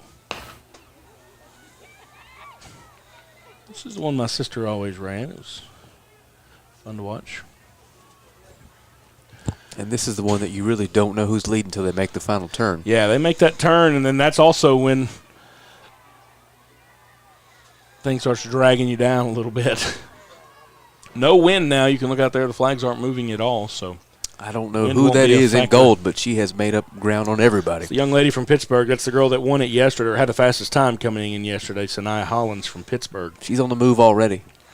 Yeah, she has passed a lot of people in that curve. Anytime you see somebody from the inside sucking them up like that, you know they're doing pretty well. And we'll see what they look like as they come flatten out here once they get to around. She thinks she's 10 ran out of yard gas. line. Lane 6 is going. a sprinter from Paris catching her. So she's going to come there. This is I don't think she's Shemaya got Holt enough to from catch her. Paris. And Maya Hurd from Liberty Eylau currently in third. Young lady from Pleasant Grove is going to make a race of it there in the middle. It was Jasmine Hever. I don't think she was able to get it in there, and so that's the final there. So leading from wire to wire is Sanaya Hollins from Pittsburgh. And again, I'll be interested to see what the time looks like compared to yesterday into today, because usually you'll see them kick it up some. Yesterday you probably had a couple of different heats of prelims. How many people are enrolled Probably at at least two. Liberty Eylau from kindergarten up? Somewhere around 2,400 or so. I was sitting here counting 26 buses. I was wondering. Yeah, we have 31 bus routes that Oh, we my run Lord. every day. Some of those out there are spares, and some buses are actually in different places in the district. But, yeah, 31 bus routes that we run every day. I think TISD runs maybe 33. Pleasant Grove runs 10 or 11 or so, I think. So, takes a lot to get kids back and forth to school every day. Varsity Boys 400-meter dash coming up next. There's some days I wish I just sent my kids on the bus. Put them on there. We'll get them to school safely. Varsity Boys 400-meter dash, lane 1, Harvey Raymond from Pleasant Grove. Lane 2, I just want Jaden y'all to Fuller pick them from up Paris. earlier and I leave with them and get them home later and I There get you up go. with them. The varsity boys They're that age where I just ain't really excited to be hanging out with them too much. Lane 3, Jaden Griffin from Gilmer. Lane 4, Jalen Gray from Paris. Lane 5, Adrian Dansby, Liberty Eylau. Lane 6, Jamar Bird from Gilmer. Lane 7, Luke Hogenberger from Paris. And lane 8, Jaden Faulkner from Pittsburgh. The fastest time yesterday in prelims was Jalen Gray from Paris. He ran a 51.83. The next fastest time was Adrian Dansby from Liberty Eylau. He ran a 53.45, so almost a 2-second difference Looks between first substantially and faster. second. All right, so we do have a favorite, it And looks so like. Jalen Gray, may jump out and do something with this. Sanaya Hollins from Pittsburgh ran a 1 minute flat, 0.95 seconds. So she improved by 2 seconds over her time yesterday to finish first. Paris was second in the 400, and Maya Hurd from Liberty Eylau was third with a 102.69. So I'm again, not young sure lady I from could- Pittsburgh did a great job and improved from yesterday. Yeah, I'm not sure I could get around this track a full lap in under a minute on a bicycle. Let's be honest. You're doing pretty bad. You're doing that. She's moving. A quarter of a mile. That's Good job, Sanaya. That's moving pretty good, right? Mm-hmm. And so, yeah, there you see all the times for everybody in the 400-meter dash. Of course, 1 through 6 all get points, so that goes into the team totals as we move in to tonight. And we'll try to get some team total updates here in a little bit from the guys over next to us in the press box. So, again, boys getting ready to run. Got the lights on in the stadium now. It's starting to get dark. Pleasant Grove, lane 1, then Paris, Gilmer, Paris again, Liberty Eylau, Gilmer, Paris, and Pittsburgh is in the right lane. Sure what we're... So we got their. A lot of coaches out there doing They're some looking at this that 100 that was so close. deliberating. Yeah, they want to see the video. And of the it. Girls? Whichever whichever one Yeah, was one was really, about really 100th, yeah. Well, the girls, yeah. Or- It was this race here. It was the 200, the 4x200 4 for by the 2, yeah. for the boys. 4 by 2. They're checking that photo finish out. Gotcha. That's one good thing about having that there. Mm-hmm. All right, ready to start this race here with the boys' 400-meter dash. Again, Jalen Gray from Paris had the fastest time by 2 seconds out of prelims. He is in lane 4. Leopards have Adrian Dansby in lane 5. Everybody else from Paris. Pleasant Grove is in lane 1. Raymond Harvey.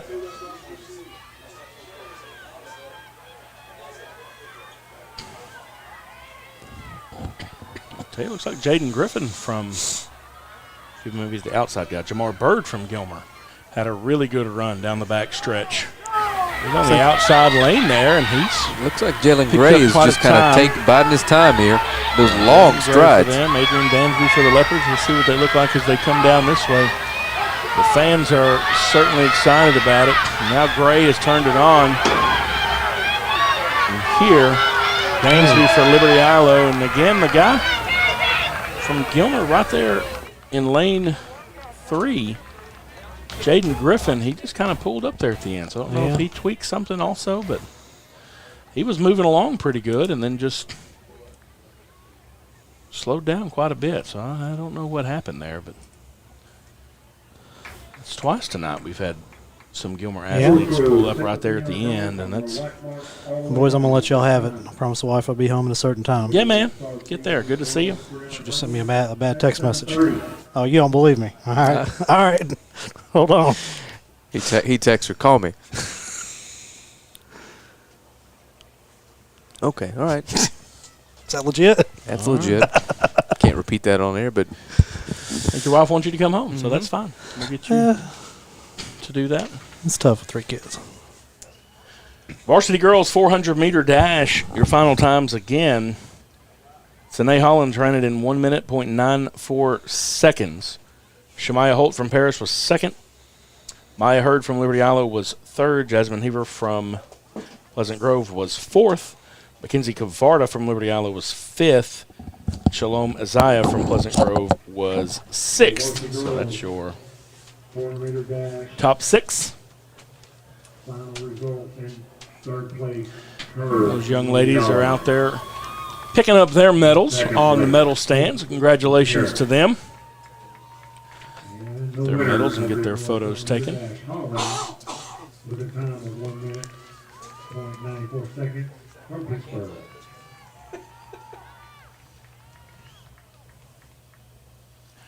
Next up will be the 300-meter hurdles.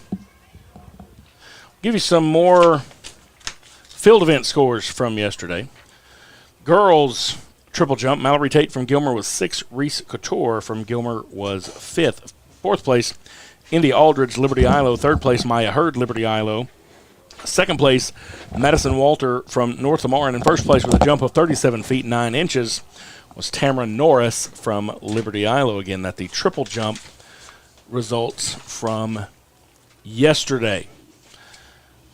The high jump varsity boys. 6th place, Javion Stewart, Liberty Eylau. 5th place, Cameron Honeycutt from Pittsburgh. 4th place, Ricky Duffy from Pittsburgh. 3rd place, Jamar Bird from Gilmer. 2nd place, Garius Savage from Paris. And in 1st place yesterday, with a high jump of 6 feet 0 inches, Ben Brecker from Pleasant Grove. So Brecker winning that for PG yesterday in the high jump, a 6-foot high jump. Complete results of the boys 400-meter run. Times of the boys 400-meter dash are up on the screen. Paris, Jalen Gray, we talked about, he ran a 51.23. Adrian Dansby for Liberty Eylau ran a 52.75. And in 3rd place, Jaden Faulkner from Pittsburgh. These young men are getting their medals down there on the field, and you can see the times for everybody in that race as well. So congratulations to everyone on that as we still work to get set for the 300 hurdles. Varsity girl high jump results from yesterday. Maya Hurd from Liberty Eylau was 6th. Janiah Sanders from Liberty Eylau was 5th. Asiriana Johnson from Paris was 4th. Hutton Pointer from North Lamar was 3rd. Tamara Norris from Liberty Eylau was 2nd yesterday. And in 1st place in the girls high jump, Abby Bradshaw from Gilmer clearing a height of 5 foot 4 inches. So Gilmer picking up the win there, the girls. And then pole vault. Have you ever even thought about trying pole vault? Because that looks scary to me. I have not. Pole vault yesterday, the boys. Main assignment. 5th place was Thomas Farr for Paris. 4th place, Luke Hogenberger from Paris. Lane 3rd one. place, Cody Asmus, North Lamar. Reagan. 2nd place, Landon Watson from Gilmer. And in 1st place, Eric Nelson from Gilmer. Lane 3. Pole vaulted a height of 11 foot 0 It inches. looks fun, and based on what I've seen, I've probably got the build for it. But no, thank you. And it just seems really It also looks scary. dangerous. Yeah. Emmanuel District became a 2-day event when they We are ready. put star testing statewide during the middle of district week, and so you can't do anything until after school on certain days. And so that's why. All right, the girls are lined up for the 300-meter hurdles. Grace Reagan from Pittsburgh, lane 1. Nevaeh Hill, Liberty Idle, lane 2. Sydney Parker Gilmer, lane 3. She won the 100 hurdles. Lane 4, Abby Bradshaw from Gilmer, lane 5. Chelsea Simmons, Liberty Idle, lane 6. Alex Chamberlain from Gilmer, lane 7. Layla Rhymes from Pittsburgh, and lane 8. Constance Jackson, North Lamar. And somebody jumped. So we'll see who is out, and it looks like is that Nevaeh Hill for the Leopards.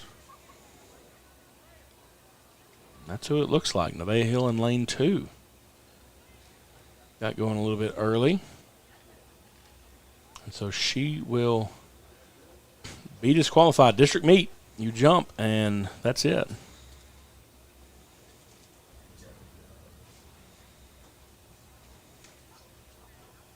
So here we go. Again, the fastest time yesterday, 47:35. That was by Abby Bradshaw from Gilmer, who was in lane 4. Chelsea Simmons for the Leopards, the other one under 50 seconds at a 48:56. She's in lane 5. So after the false start, the girls will come back to the line, get ready to go again.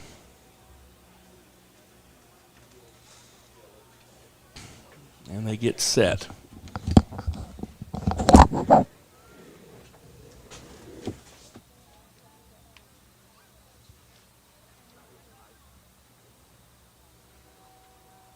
Get out there and, oh, okay. Heard a little bit of an echo up here, but it wasn't a second shot. I think we just heard it because it came from across the way. This one, you see who jumps first. That's usually a pretty good indication. Who's in first, and it looks like maybe Sydney Parker from Gilmer.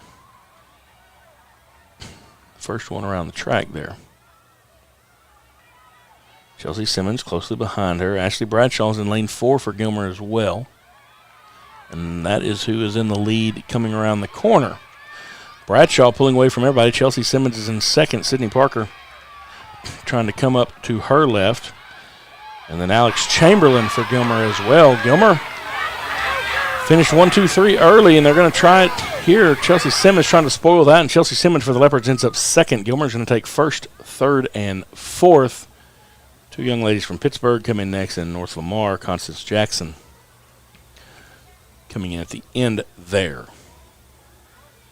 So again, a wire-to-wire win there for Abby Bradshaw from Gilmer in the girls' 300-meter hurdles.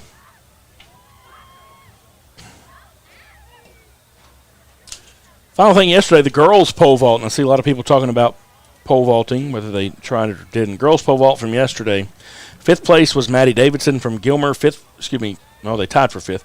Kaylee Pate from Gilmer also. 4th place, J.C. Coward from North Lamar. 3rd place, Callie Ward from Gilmer. 2nd place, Ashley Trenchard from North Lamar. And in 1st place with a height of 9 feet 6 inches in the pole vault, Ashton Stuntsman from North Lamar. She won the pole vault yesterday. So congratulations to Lane assignment her. for the varsity boys 300-meter hurdles. Boys 300-meter hurdles. Lane 2. No prelim times from yesterday. Only 5 participants in this. Michael Riley will be in lane 2 from Liberty Eylau. Cody Guidry from Gilmer in lane 3. Javion Stewart from Liberty Eylau in lane 4. He was the winner of the 110-meter hurdles. Cameron Duffy from Gilmer is in lane 5, and Connor Dodd from Gilmer is in lane 6. 3 Gilmer runners, 2 Liberty Eylau runners in this 300-meter hurdle race.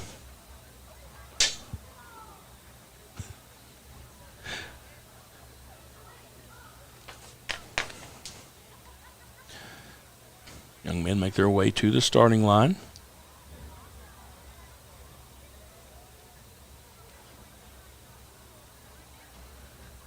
What Frank ran down for, but he's running back up. All right, and here we go. Down the backstretch with the start of the 300-meter hurdles in the boys' race. Pretty even there. You see everybody jumping together. Again, Javion Stewart for the Leopards in lane 4.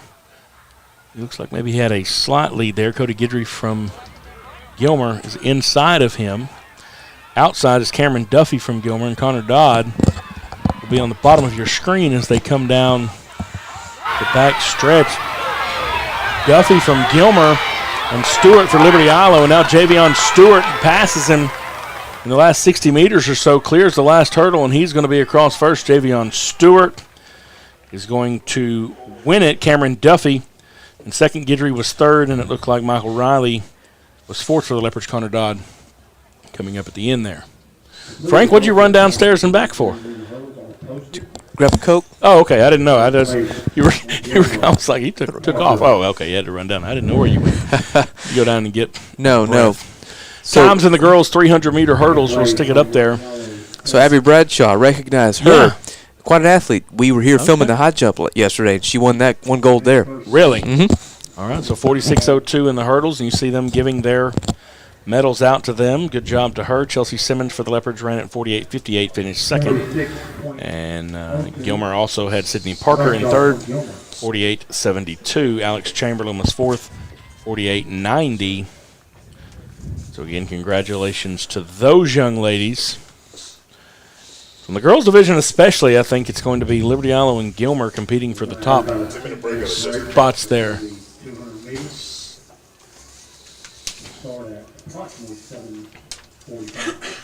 We're going to have to take a little break. We're going to maybe play some commercials, Cameron. Do we have a few we can play? We got to take a 10-minute break. We got to recalibrate the camera at the end once it gets dark. Got to change some things up from it. So they're going to do that, and then we will come back with some more results. When we come back, we've got a few events left. The 200-meter dash will be when we come back from break. Then we have the mile run.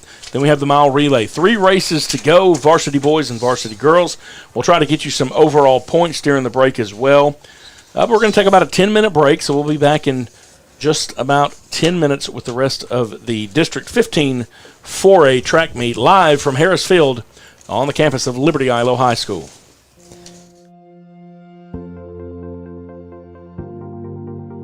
We are excited to announce here at Texarkana Emergency Center and Hospital that we have expanded our capabilities to better serve our community. As a hospital, we have the capability for inpatient services. After your outstanding emergency care, we can smoothly transition you into one of our new inpatient rooms that have telemetry monitors in every room to continue your concierge medicine care.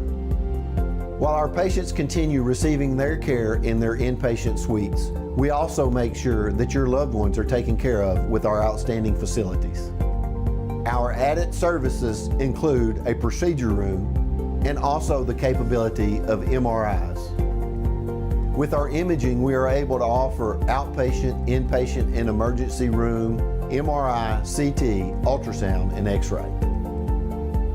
We are honored by your support and look forward to serving all your future medical needs.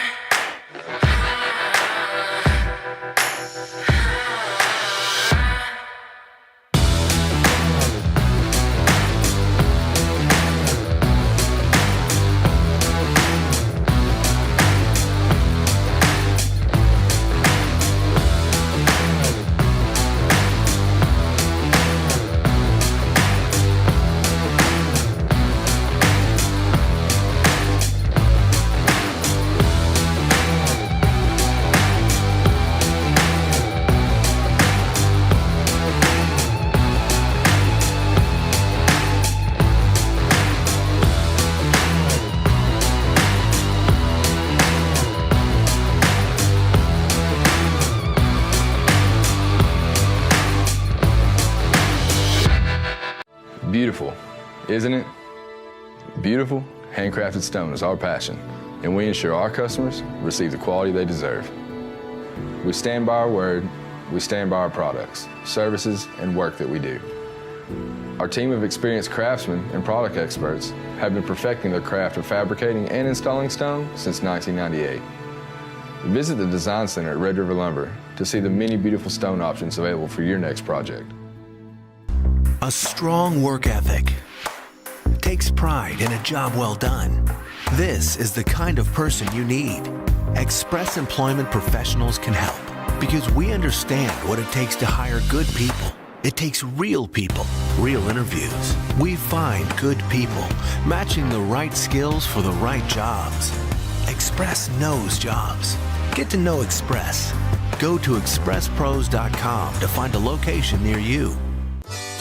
If you're looking for authentic Cajun-style meats prepared and ready to cook and take home, look no further than Lanyard Specialty Meats. We here at Lanyard Specialty Meats select nothing but premium meats, and we season it to perfection so that you'll have all of Acadiana flavor here in your own home. Come by Lanyard Specialty Meats for all your tailgating needs for this football season or hunting season. Remember, Lanyard Specialty Meats. Lanyards is an official sponsor and proud supporter of Texarkana Game Day.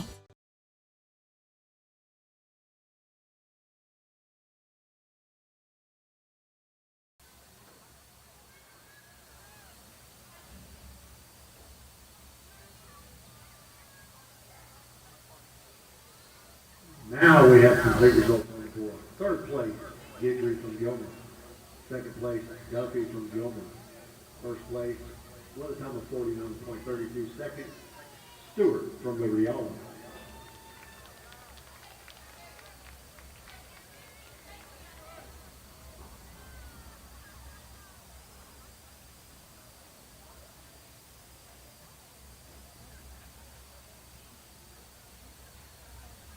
Lane assignments for the varsity girls 200 meter final.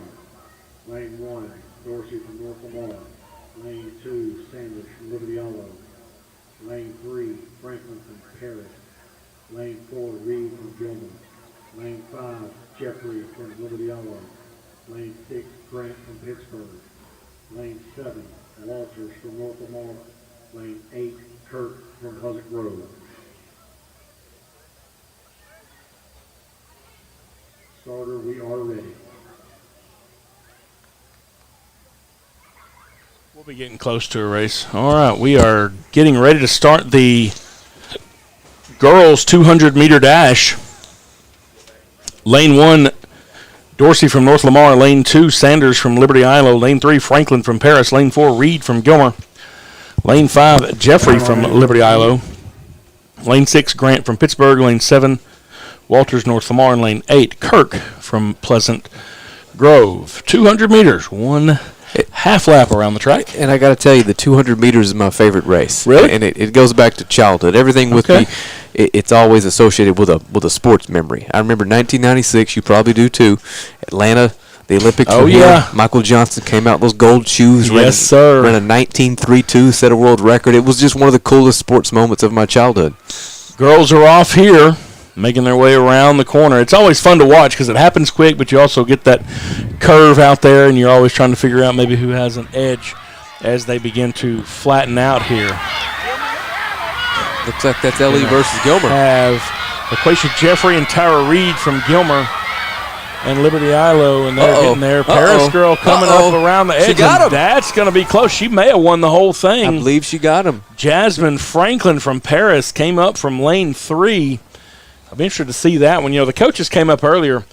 They were talking about that boys 4x200 against with Liberty Eylau and Gilmer, and they came up to look at that, and that's one good thing about it, that high-speed camera at the when they called a finish photo line finish, it's there, a literal photo, right? Yeah, they can actually skip. Of course, it's frame by frame.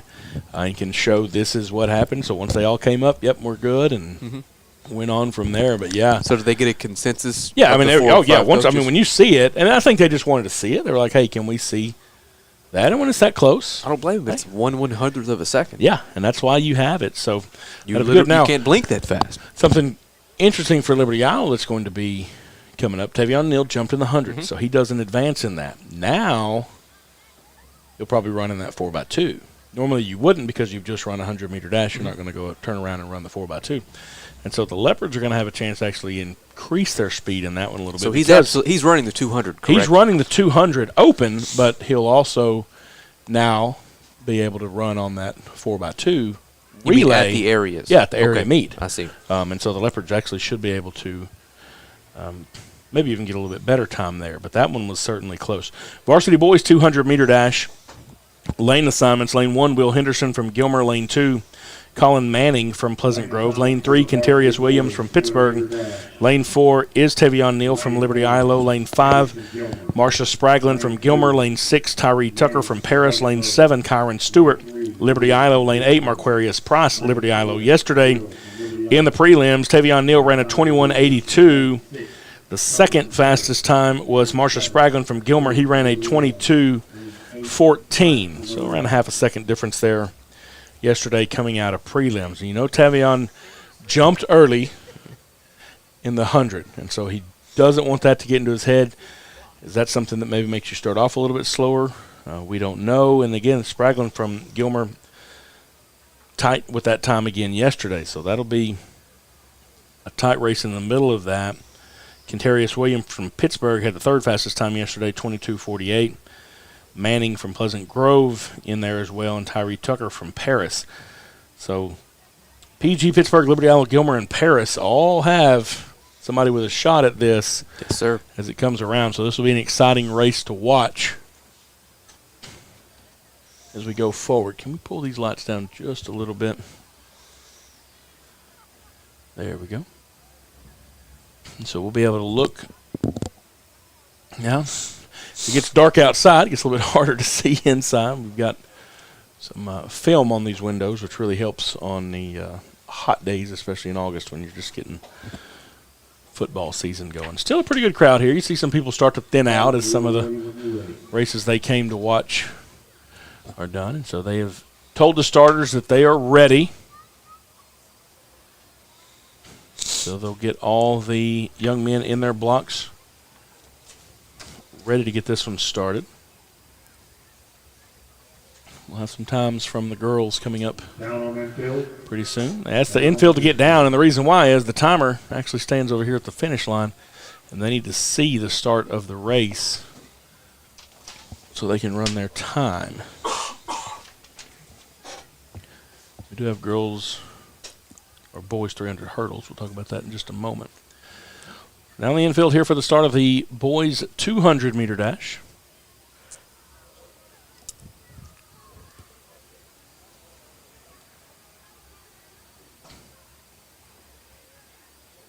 And now they all get in their blocks.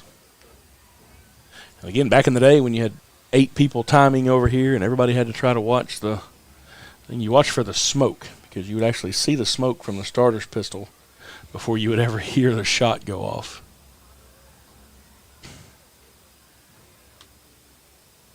So again, the varsity boys 200-meter dash here. They're up and they're off. Everybody is cleanly off. So this one will be settled on the track. He is moving. Always fun to watch that curve as they come around. We had a spill over there. Tavion Neal is leading for the Leopards. Young man from Paris. Trying to catch him. And also the guy from Pittsburgh. Neal, though, is going to lead this one wire to wire. And I didn't see. Had someone literally fly off the track at the turn there.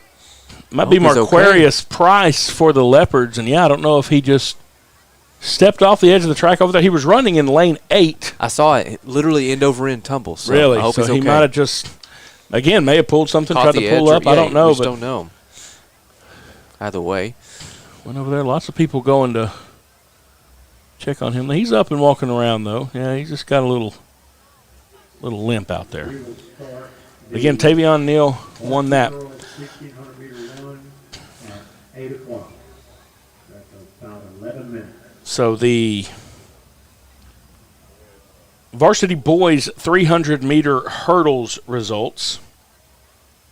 In 5th place, Michael Riley from Liberty Eylau. Well, we'll get the girls 200-meter dash up on the screen first. How about that? Jasmine Franklin from Paris won the 200, 25.99. LaQuisha Jeffrey from Liberty Eylau was second, 26.08. Ty Reed from Gilmer was third, 26.28.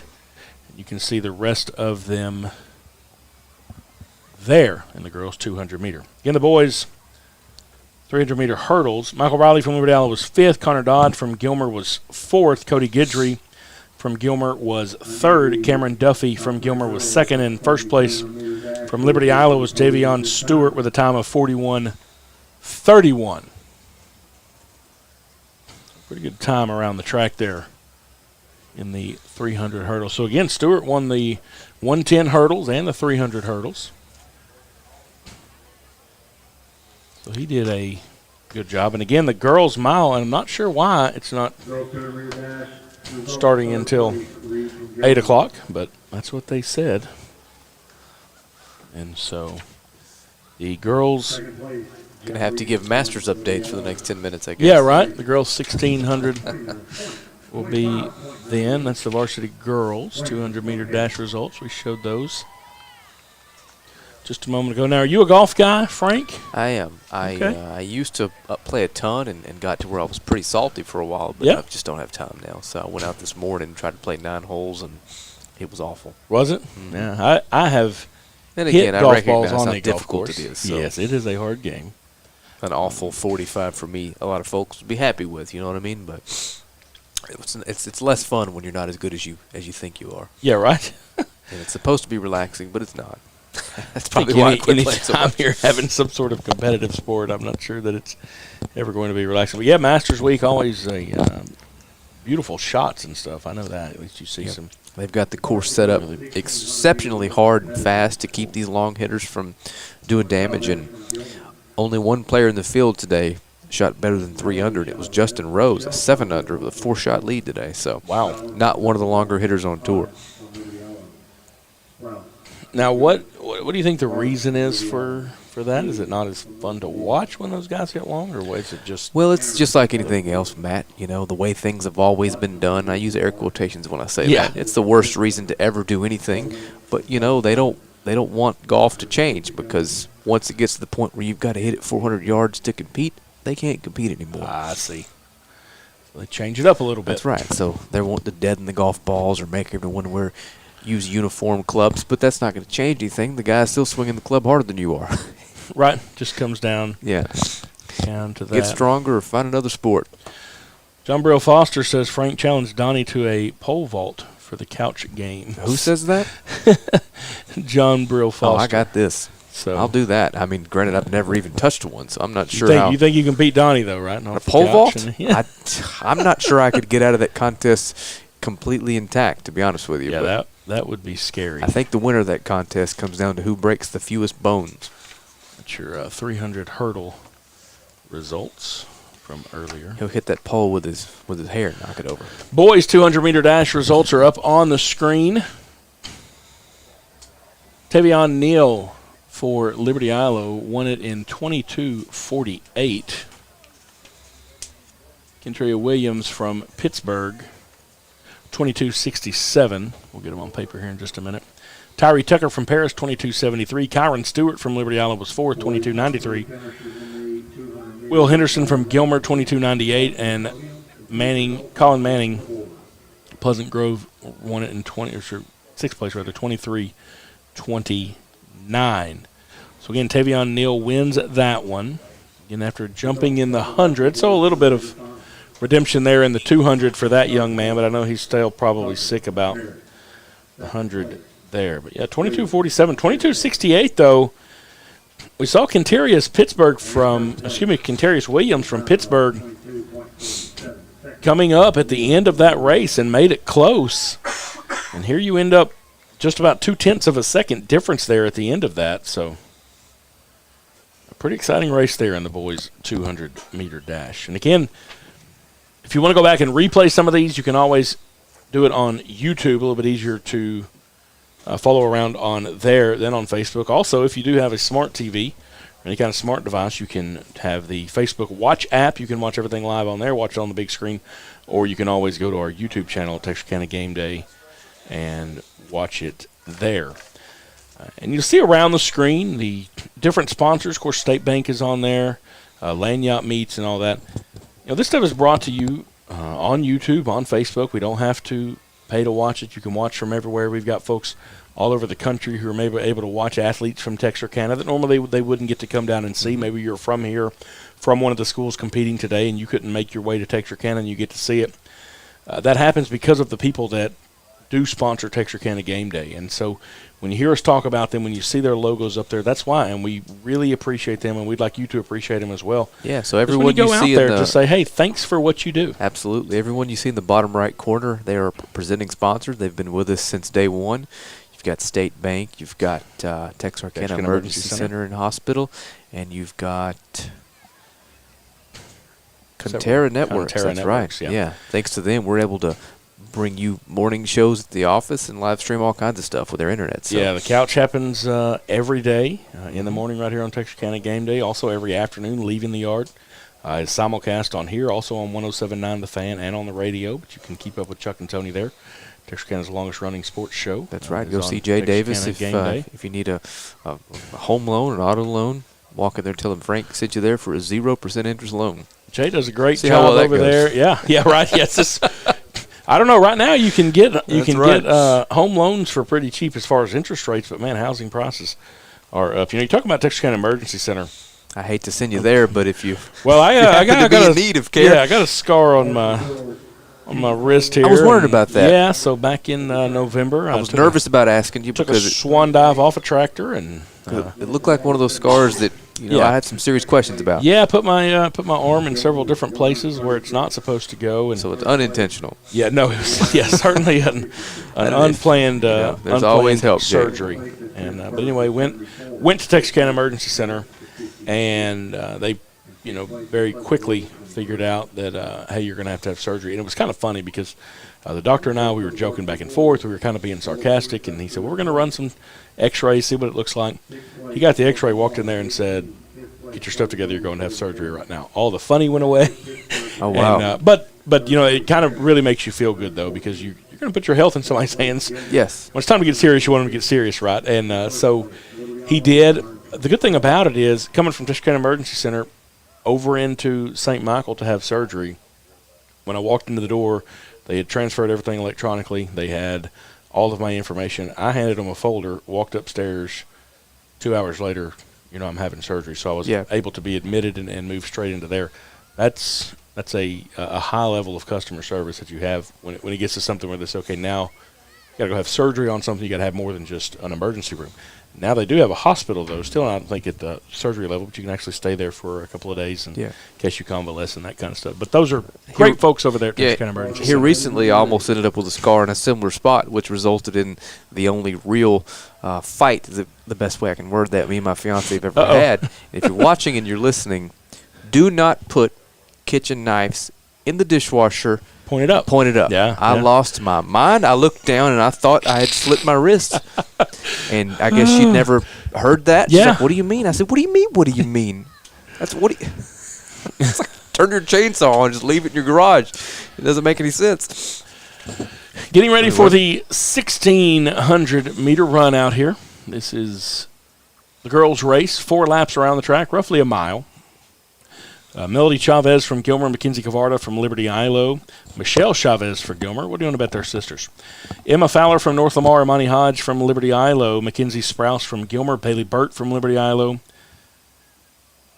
Kedenzi Steed from North Lamar, Emma Hennard from Pleasant Grove, Imari Watson from North Lamar, Karen Campos from Pittsburgh, and Lydia Colvin from Pleasant Grove. So once you cut your arm open, did you go to Texarkana ER and get checked out I there? didn't. It just barely grazed it, but it was enough to scare me into a fight. Yeah, could have been very scary. And I didn't mean to start a fight, but I was panicking, You were stressed. So the girls are off and going there. And, of course, your kid's a little bit too young right now to load the dishwasher. My kids load the dishwasher now, so they've had to be taught that lesson. They don't load the dishwasher willingly. I've never met a child that does that willingly, but mine get it done. No, that is for some reason, and it's not even that difficult a task. That is I just hate it. Anyway, we're off and running here. Got the girls' mile, and again, this is one of those. We're going to run 4 complete laps in case you are unfamiliar with this particular distance, because The metric system can be tricky. Yeah. It can be sometimes. Although it's It works simpler for than the absolutely. English I'm all system. about heading that direction. I think if people could figure out their gas mileage with the metric system, Yeah. maybe everything would have been okay. I travel occasionally outside of the country, and that's where it gets tricky. The old speedometer. Yes. Trying to switch stuff over. So the girls are coming around here, and what's that? Is that number? It's Emma Hennard from Pleasant Grove, I believe, out in front, wearing the number 9 bib. So they all have All right, we had a little tension. 3 laps again. Sorry about that. We're good. Pulling on the cord there. It's all right. We've got a tiny little desk back here that if we move that soundboard an inch, we may be in real trouble. Yeah, right. Camera is dark upstairs. I'm going to walk up there real quick and lighten that camera up. Okay, I'll do gonna my leave you best with it. to, Sorry to about make this that. happen Yep. without you here.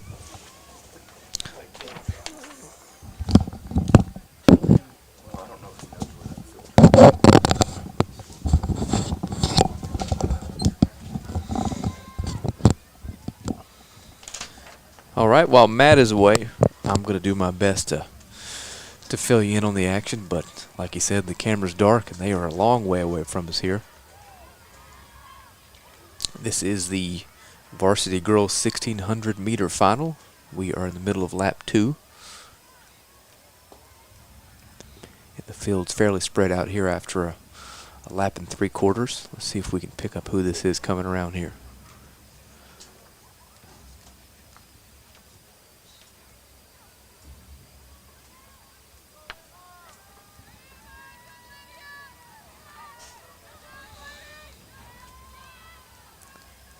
I believe that is Lydia Colvin, number 12 from Pleasant Grove, in the lead.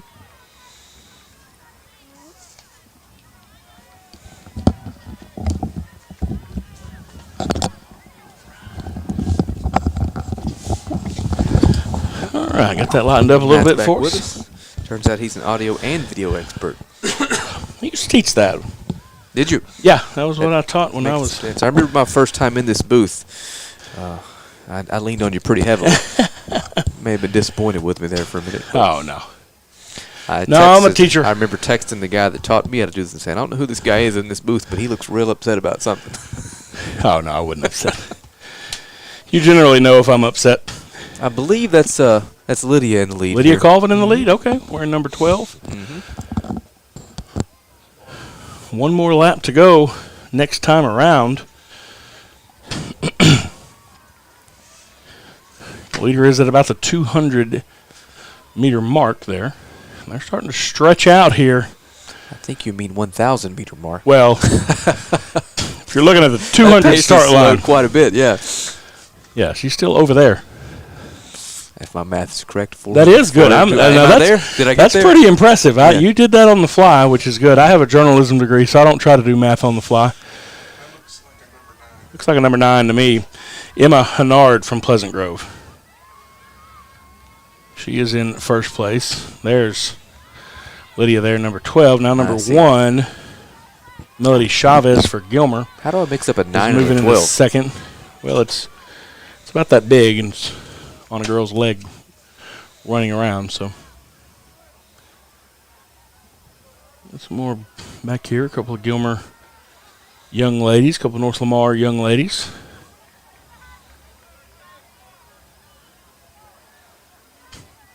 So again, Emma Hennard from Pleasant Grove out in front. She's got about a 20-meter lead or so. And she is on the back stretch on her final lap.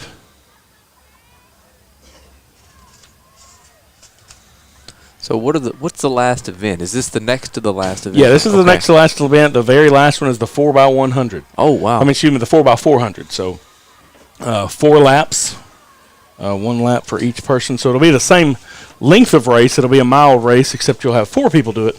Yes, sir, Mr. Johnson. We're going to do the boys 1600, and then we'll turn around and finish with the 4x400s. Yep, 2-mile relays, and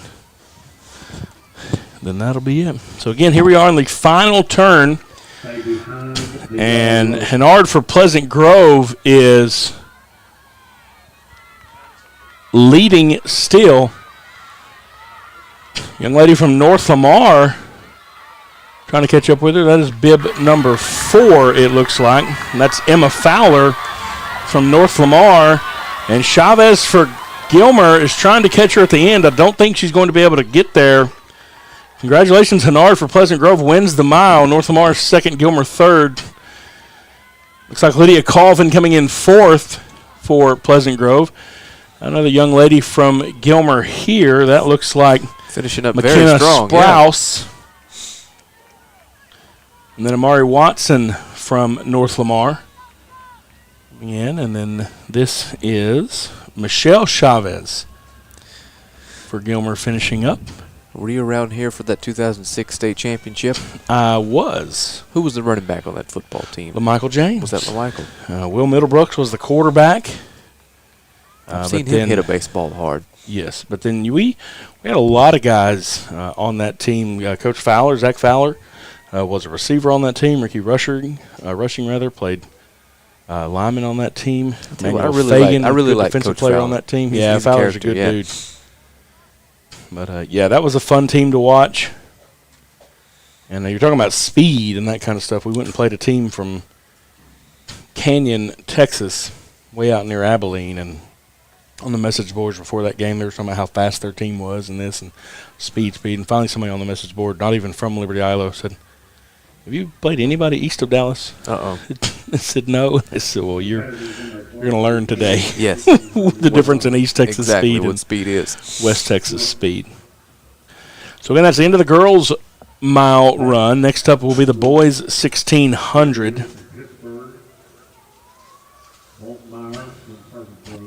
The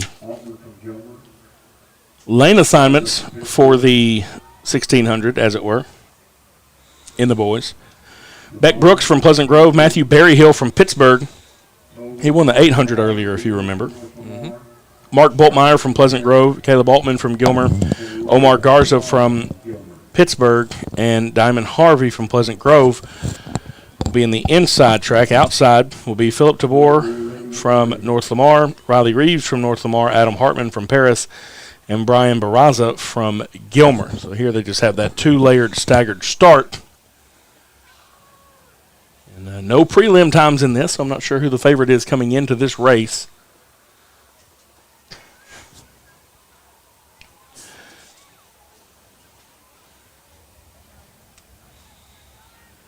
Manuel Fagan says Canyon did have a couple of players that were fast, and maybe they did, but maybe overall team speed wasn't the same. But, yeah, I'll never forget that game. I was actually standing down at the end zone shooting photos at the state championship game. And the Robinson, the team we were playing, went for a fake field goal. And actually Fagan, who just commented there, he's the one that I think saw that it was going to be a fake, called it out, got back there and stopped the guy, and Leopards win by 1. So, yeah, it was a great time, pretty exciting time. And then, hold on, just so I can wrap my head around this. They were attempting a field goal to win. Attempting extra point, rather. Oh, okay. Not a field goal. And faked the extra point to win by 1. That was their... Faked it to go for 2. That is insane. Yep. I mean, if it works, you're a genius, and that's it. Yeah, it's one of those two things. You either win it and so I said field goal. I meant to. But I still can't wrap my head around going for 2 and not giving the ball to your best player. Well, but it's a different world now. It is. All right. What do analytics say about that? Yeah, it's all a numbers game these days. An extra point. All a numbers game these days. So the boys' mile is off and running, and they're all in a big jump together. If I was really good, I could call this like those guys that call horse races, but we don't know. They're a lot more excited about it, and a lot more on the line than this. Plus, those people have crazier names than these kids do. That's for sure. Yes. And we'd have a lot more viewers than we do now, and it'd be easier to make money. Mm-hmm.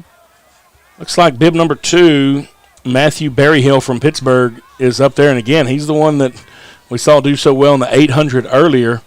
Now, it may be because he can run that speed the whole time. He may be out there just as a rabbit to pace everybody else, and 800 may be his race, and he may fall off after 2 laps. We'll have to see.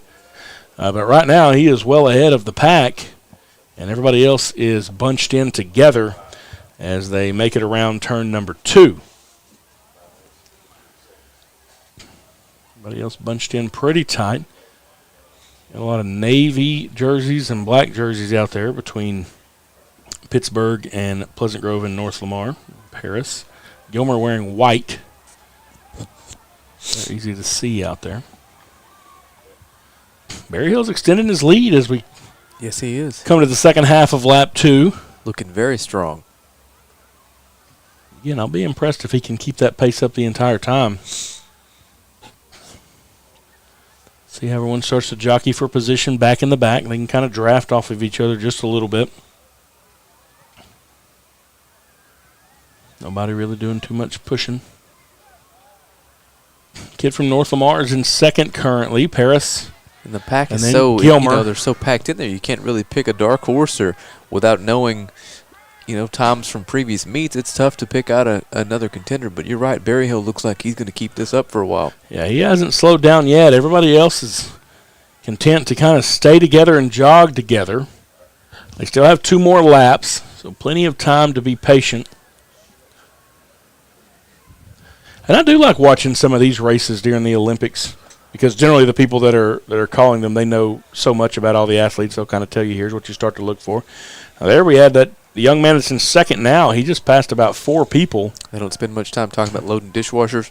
No, they don't, but they know more about track than – or they've forgotten more about track than I ever knew. What do you think about that? But you know what? That's why you come to Texarkana Game Day. You get to watch a track meet, plus you learn dishwasher safety, That's which right. I think is something that's underrepresented in the sports If media people market. are still putting them knives. Right. If it's still happening, Yes. somebody doesn't know. For example, if your fiance could have watched this before that, we could have avoided that entire fiasco. True. Barry Hill still. If she's watching now. If she's watching now, I just got you in trouble. And I No, apologize. I'm expected to buy a ring now because she's There not you technically go. my Oh, fiance. she's not? So, yeah, Oh, let's see. I just let's said it. tone I'm that sorry. down just a hair. Yeah, I got a good place you can go to. State Bank first. Berry Hill gets the gun lap. That means there's 1 more. And now we see the pack starting to stretch out a little bit. I may need you, Jay Davis, if you're watching. I'm in trouble. Jay will loan you some money. I am in trouble. Go get a ring out there. Take care of that young lady. So there's the pack stretching out. Again, Berry Hill still holding about that 20-meter lead there. And looks like, is that a Paris? Just don't look too closely at the signature, Jay. Daffy Duck's getting a loan tonight. Well, he's stretching out. Now one of the Gilmer young men has moved up into third. But now look here. We've got second place is catching up with Berry Hill. Berry Hill feels on it. this You can see inside corner. We're going to have a race here, And folks. it's going to get tight here at the end. That is the young man from Paris. He's the only one in there. That's Adam Hartman for Paris. Oh, but now Berry Hill turns on the speed, and he stretched it back out. They're not going to catch him. Berry Hill from Paris is going to be first. Hartman, now look here. We got a race between Gilmer and Pleasant Grove, and the PG young man is going to pass him. Then it's Gilmer. Then we got Pittsburgh, another Pleasant Grove young man, and now turned out to be a pretty good race there, another didn't kid. it? A little bit of excitement there at the end, but Berry Hill started out ahead and led it wire to wire, and really that last 50 meters he just ran away. He did. He had an extra Not gear gonna there. catch me. Results of the girls' mile run are up on the screen. You can see those. A 5:53 for They were up. Emma Hennard from Pleasant Grove. 5:56 for the young lady from North Lamar. You see it bouncing back and forth. You can see everybody's times on there. Here we go. 6th place, Cadenzi Steed from North Lamar. 5th place, Mackenzie Sprouse from Gilmer. 4th place, Lydia Colvin from Pleasant Grove. 3rd place, Melody Chavez from Gilmer. 2nd place, Emma Fowler from North Lamar. And in 1st place, with a time of 5:53.17, Emma Hennard from Pleasant Grove. So congratulations to those young ladies. So are you going to do the whole Bruce Buffer main event? Let's get ready to rumble thing. Yeah, Yeah, right. The event you've all been waiting for the millions watching around the world. Yeah, the only thing I wish I knew team scores right now. I mean, we'll try to see how quickly we can get those at the end of the broadcast. Maybe try to get those to you before we get off the air here. But and if we can't, you can get those to me, and I'll absolutely. I'll get a graphic out for we'll get it posted evening. pretty quick. I got a little commute home, but after that, I'll get them up. There's the young ladies that won the mile. Congratulations to them, young lady from Pleasant Grove, North Lamar, and Gilmer. So they get their medals. Yeah, a lot of times it comes down and you know the scores coming into this 4x4, and so you're like, okay, if this team wins, then they can jump ahead, and that's how it was at the state meet. It actually came down. I think it was in the 200 was the last event that we had two teams in that we knew that was the only way that we could win or they could win, and it basically was our coach looked at a young lady and said, "You have to beat her," and we win the state meet. That's what it comes down to, and that's what she did. I actually had a young lady in that won first place that wasn't from either of those schools. I think she actually set the state record. She was super fast in the 200, but then it was just down between our girl and a young lady from China Spring, and a young lady from our school able to win. That was the third time. We won 3 times in a row. One state with the girls down there, so that's pretty impressive run back several years ago. Yes, it was. So again, the 4x4, one lap around 4 times, and all 6 schools will be represented in this race for the girls. North Lamar will be in lane 2, Pittsburgh will be in lane 3, Pleasant Grove will be in lane 4, Paris in lane 5, Liberty Eylau in lane 6, and Gilmer. When is that one scheduled to get underway? 7. Do we know? I'm not sure. Let me see. They just got Coach Gurley back in here. He's been running the computer, so we'll see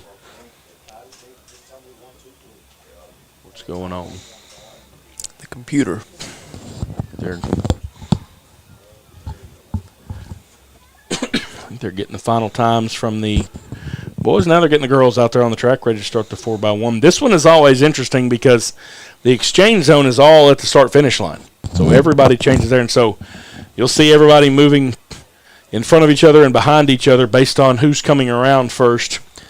Now, to hand it off. Probably an amateur question, but are they required to stay in their lane for the entire race? Because no. It doesn't make sense math-wise. No, once like this. Yeah, once they come around. Okay. There's actually, it's called a waterfall, but there's a place across the way. I'm trying to do the math in my head, and there's no way the staggering works for not four for full laps. No. All right. But yeah, they'll be able to, once they get on the back stretch, basically, they'll be able to come in single file, and then again, that's how they'll line up over here for the exchange zones. That's where it makes it a little tricky with the exchange. You never know. Could have some bobbles there. Yeah, and again, it's different in this race compared to other ones because you really don't have them sprinting out. You got somebody who's finishing up a full lap, and they're not running nearly as fast as somebody who's just taking off. Yeah. So this is almost more like a just kind of wait on it, get the handoff, and go. There'll be a little bit of pacing each other, but not super fast. We're giving the boys their medals for the mile run. These long-distance runners. I believe that's what. 4 minutes and 50 seconds, the time there. In the mile, huh? For Berryville. Goodness gracious. Pretty impressive to run a mile that quick. Mm-hmm. I can't get rice-a-roni cooked in somewhere around 15 miles an hour, give or take. So that's pretty good. So that's not, that's pretty I don't good. want to do that for 10 seconds on a treadmill, much less 1,600 meters. Yeah, maybe. You know, Lane assignments for the varsity girls. I don't have to. Relay. Lane 2, North Lamar. Lane 3, Pittsburgh. All right, again, they're lined up for the girls 4x4 here. Lane 2, North Lamar. Lane 3, Pittsburgh. Lane 4, Pleasant Grove. Lane 5, Paris.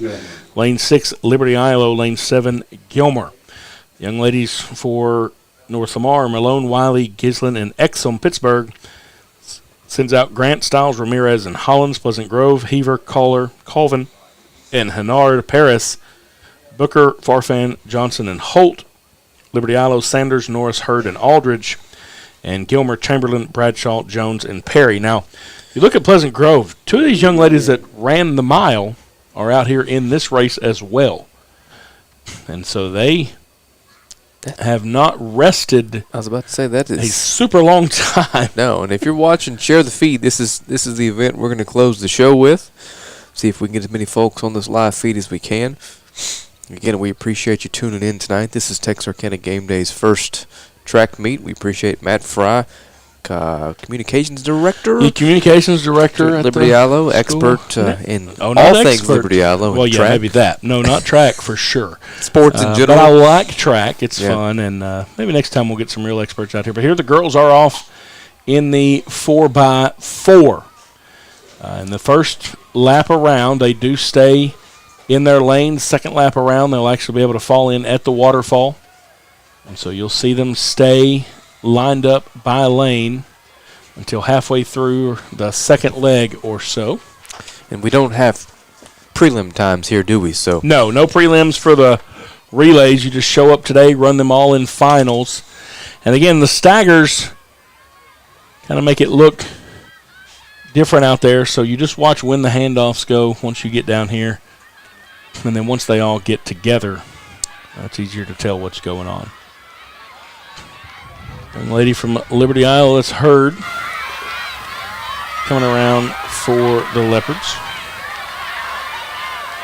Pittsburgh coming on the inside there. And Gilmer. The first handoff looks like it's made by Pittsburgh in the gold? Gold top, yeah.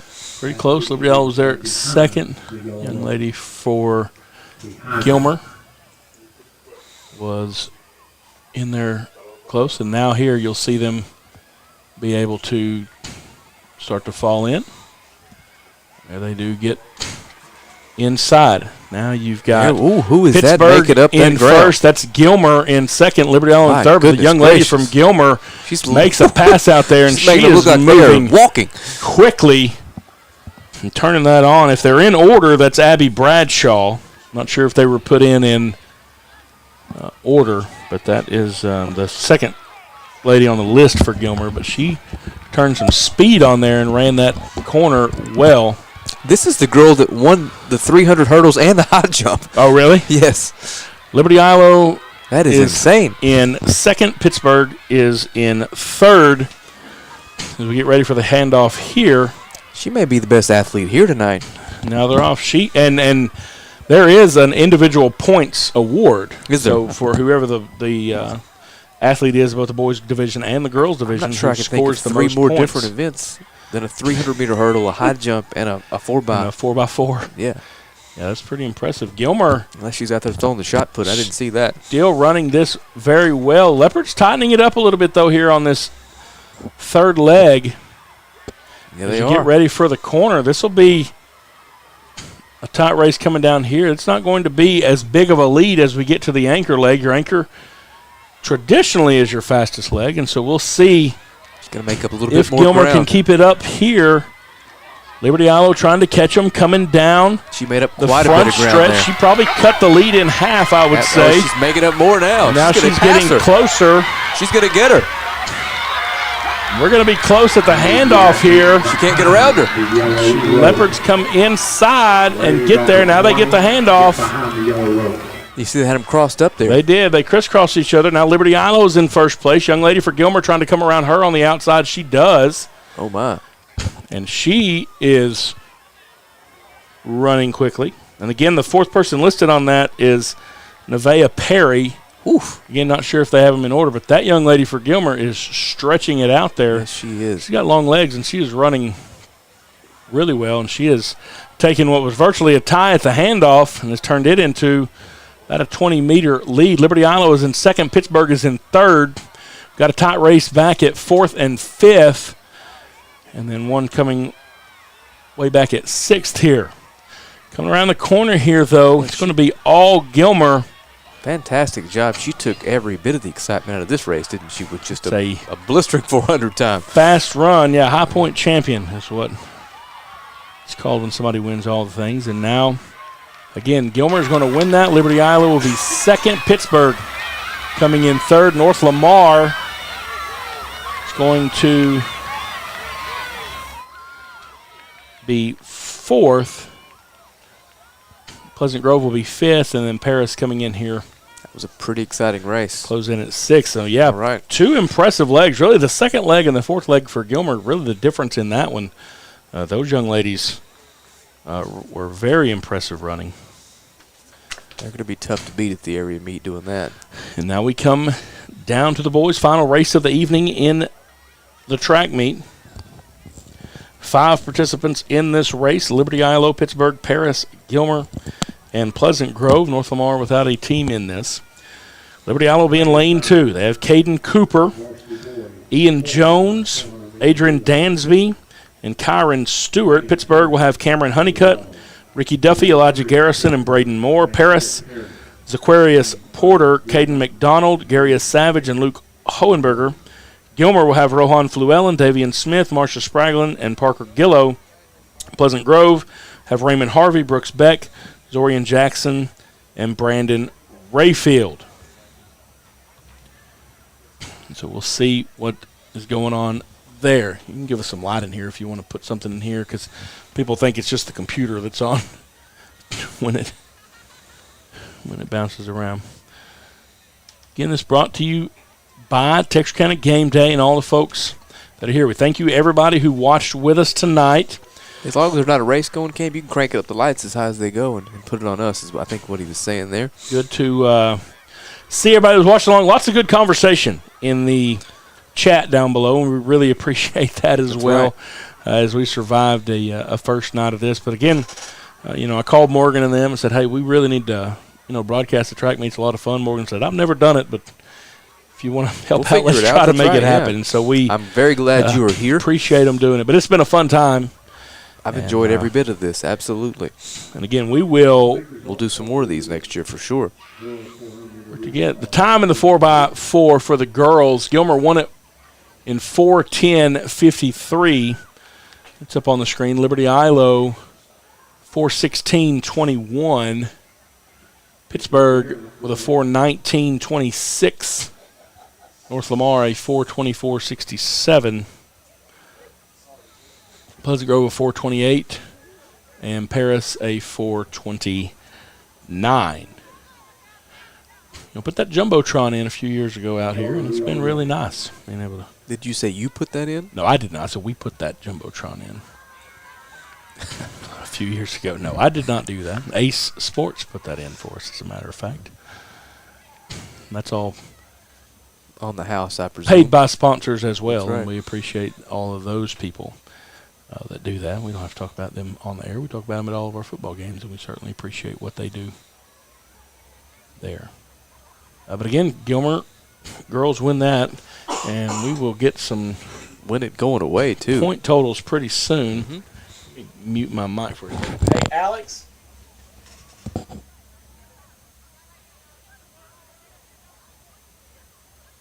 I had to yell down there. I didn't want to yell at everybody on the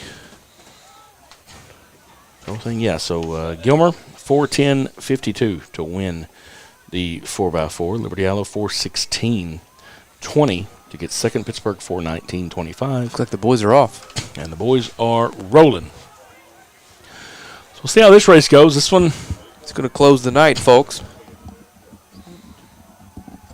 Inside lane there, which is Pittsburgh. I think, no, I was thinking that maybe Gilmer's all the way out there. Pleasant Grove is in the far lane. Paris is out front. Gilmer is in second. Pleasant Grove. See if we can check these handoffs here. Pittsburgh. Liberty Eylau coming in at the end here. Again, Samaj Rose was out. Paris hands it off first. Gilmer second. And Pleasant Grove third. Leopards at the end of that one. Let's see when they start to flatten out here. Now they can get down. Paris still leading it. Gilmer back by about 20 meters or so. Everyone else is now kind of bunched up back behind them. Liberty Eylau is now up into third place. So he's made up a little bit of the ground, but the gentleman from Paris still has not slowed down. He maintains around a 20-meter lead over the guy from Gilmer, and then they have about a 30-meter lead there back to the other three in the pack. striding it out here. Paris leading the race. Gilmer in second. He's tightening it up, though, here at the end. And now Pleasant Grove coming into third place as we get ready for the handoff. They hand off third. Liberty Eylau hands off fourth.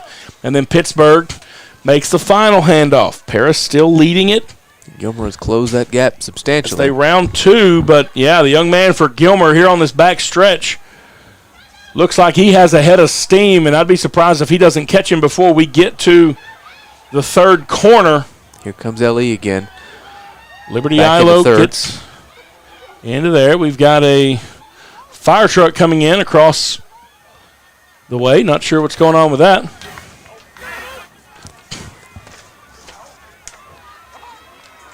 Paris is still leading, but now the young man for Gilmer is close to him. He's trying to catch him, and this is going to be a tight race.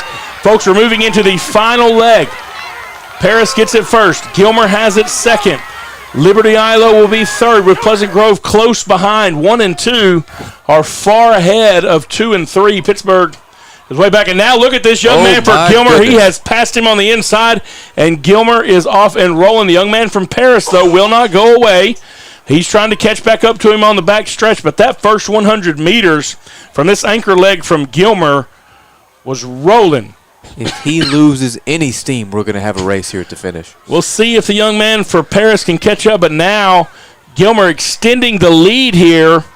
If it's in order on paper, that's Parker Gillow. And he is stretching it out. I don't think anybody's going to catch him. Gilmer running away with this one in the 4x4, and that anchor leg is one of the most impressive race runs I've seen today. Paris is going to be second. Liberty Eylau will be third. Pleasant Grove will be fourth, and then Pittsburgh will round this one out. What a race there run by the Gilmer Buckeyes. We'll give you some results. This is everything in the varsity girls. Your final results. You can see the 4x4 up there, but we'll give you the final scores as well for the girls. Sixth place with 41 points in the District 15 4A district meet, Pleasant Grove. In fifth place with 60 points in the girls division, Paris. In fourth place, 86 total points, Pittsburgh. Third place, 93 total points, North Lamar. Second place, 164 total points, Gilmer. And in first place with 172 total points, your winners and district champions of District 15 4A, Liberty Eylau. So a big jump there. The Leopards over Gilmer by 8 points. So it really, you talk about all those individual races, how important things are. Again, that's in the girls division. So 1 through 6 again. First place, Liberty Eylau. Second place, Gilmer. Third place, North Lamar. Fourth place, Pittsburgh. Fifth place, Paris. And sixth place, Pleasant Grove. We will have you the boys' scores here soon. You see the girls 4x4 relay winners getting their medals down on the field. Congratulations to those young ladies. And again, that securing the win for the Leopards.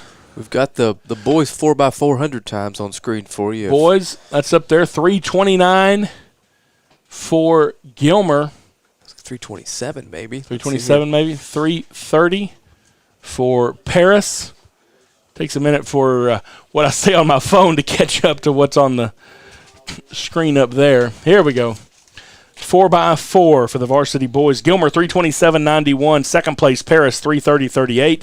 Liberty Eylau third 325.26. Pleasant Grove was fourth with 340.08, and Pittsburgh was fifth 344.78. You see them there, and again we will give you the total points for the boys here as soon as they are calculated. Yeah, if you want to come back to us to the winners, yeah, we can do that. Yeah, because we'll get our points. We don't here want in just the camera on us up top to shut down and black you out. So give it just a minute. We'll get these final scores for you, and again, we appreciate you tuning in to Texarkana Game Day. And so you see the girls down there for Liberty Eylau getting their championship trophy. And so, again, they win the meet, and it goes down from there. Gilmer in second place. So, again, I'm interested to see a lot of these times and how they stack up next week. Be sure to watch for the area meet coming up next week in Bullard. Keep up with all that information. Yeah, Gilmer had some kids that had to go out there. Liberty Eylau had a guy that was on all 3 relays that was out today because of injury as well. All right, here are your final standings in the varsity boys division. In 6th place, North Lamar with 18 points. In 5th place, Pleasant Grove with 59 points. In 4th place, Pittsburgh, 104 points. In 3rd place, Paris, 138 points. 2nd place, Liberty Eylau, 139 points. And in 1st place, with 150 points, your 15-4A district champions of track, the Gilmer Buckeyes, 150 points. Congratulations to Gilmer. Again, Liberty Eylau was 2nd, Paris 3rd, Pittsburgh 4th, Pleasant Grove 5th, and North Lamar 6th. Those are your final standings in the varsity boys division. All of these results will be up on Texarkana Game Day over the next couple of days. Follow us on Instagram and on Facebook. For those, we'll have results of individual races plus all of the points. Again, thank you everyone who tuned in tonight. It was a beautiful night for some track, a great venue for it. Frank, appreciate you guys for the opportunity coming out here. Thanks, Texarkana Game Day. Thank you, everybody, for watching. And again, keep up with everything that happens on Texarkana Game Day. Hit that like button, hit the share button. Click to always be notified when Texarkana Game Day goes live. There's tons of sports content highlighting local high school athletes. These guys do it the right way every day, and we appreciate what they do. So, again, a great night of track, a great representation for District 15-4A. Good luck to all these teams as they head down to Bullard next week for the area meet, and we'll see you all. Have a great evening. For Texarkana Game Day, I'm Matt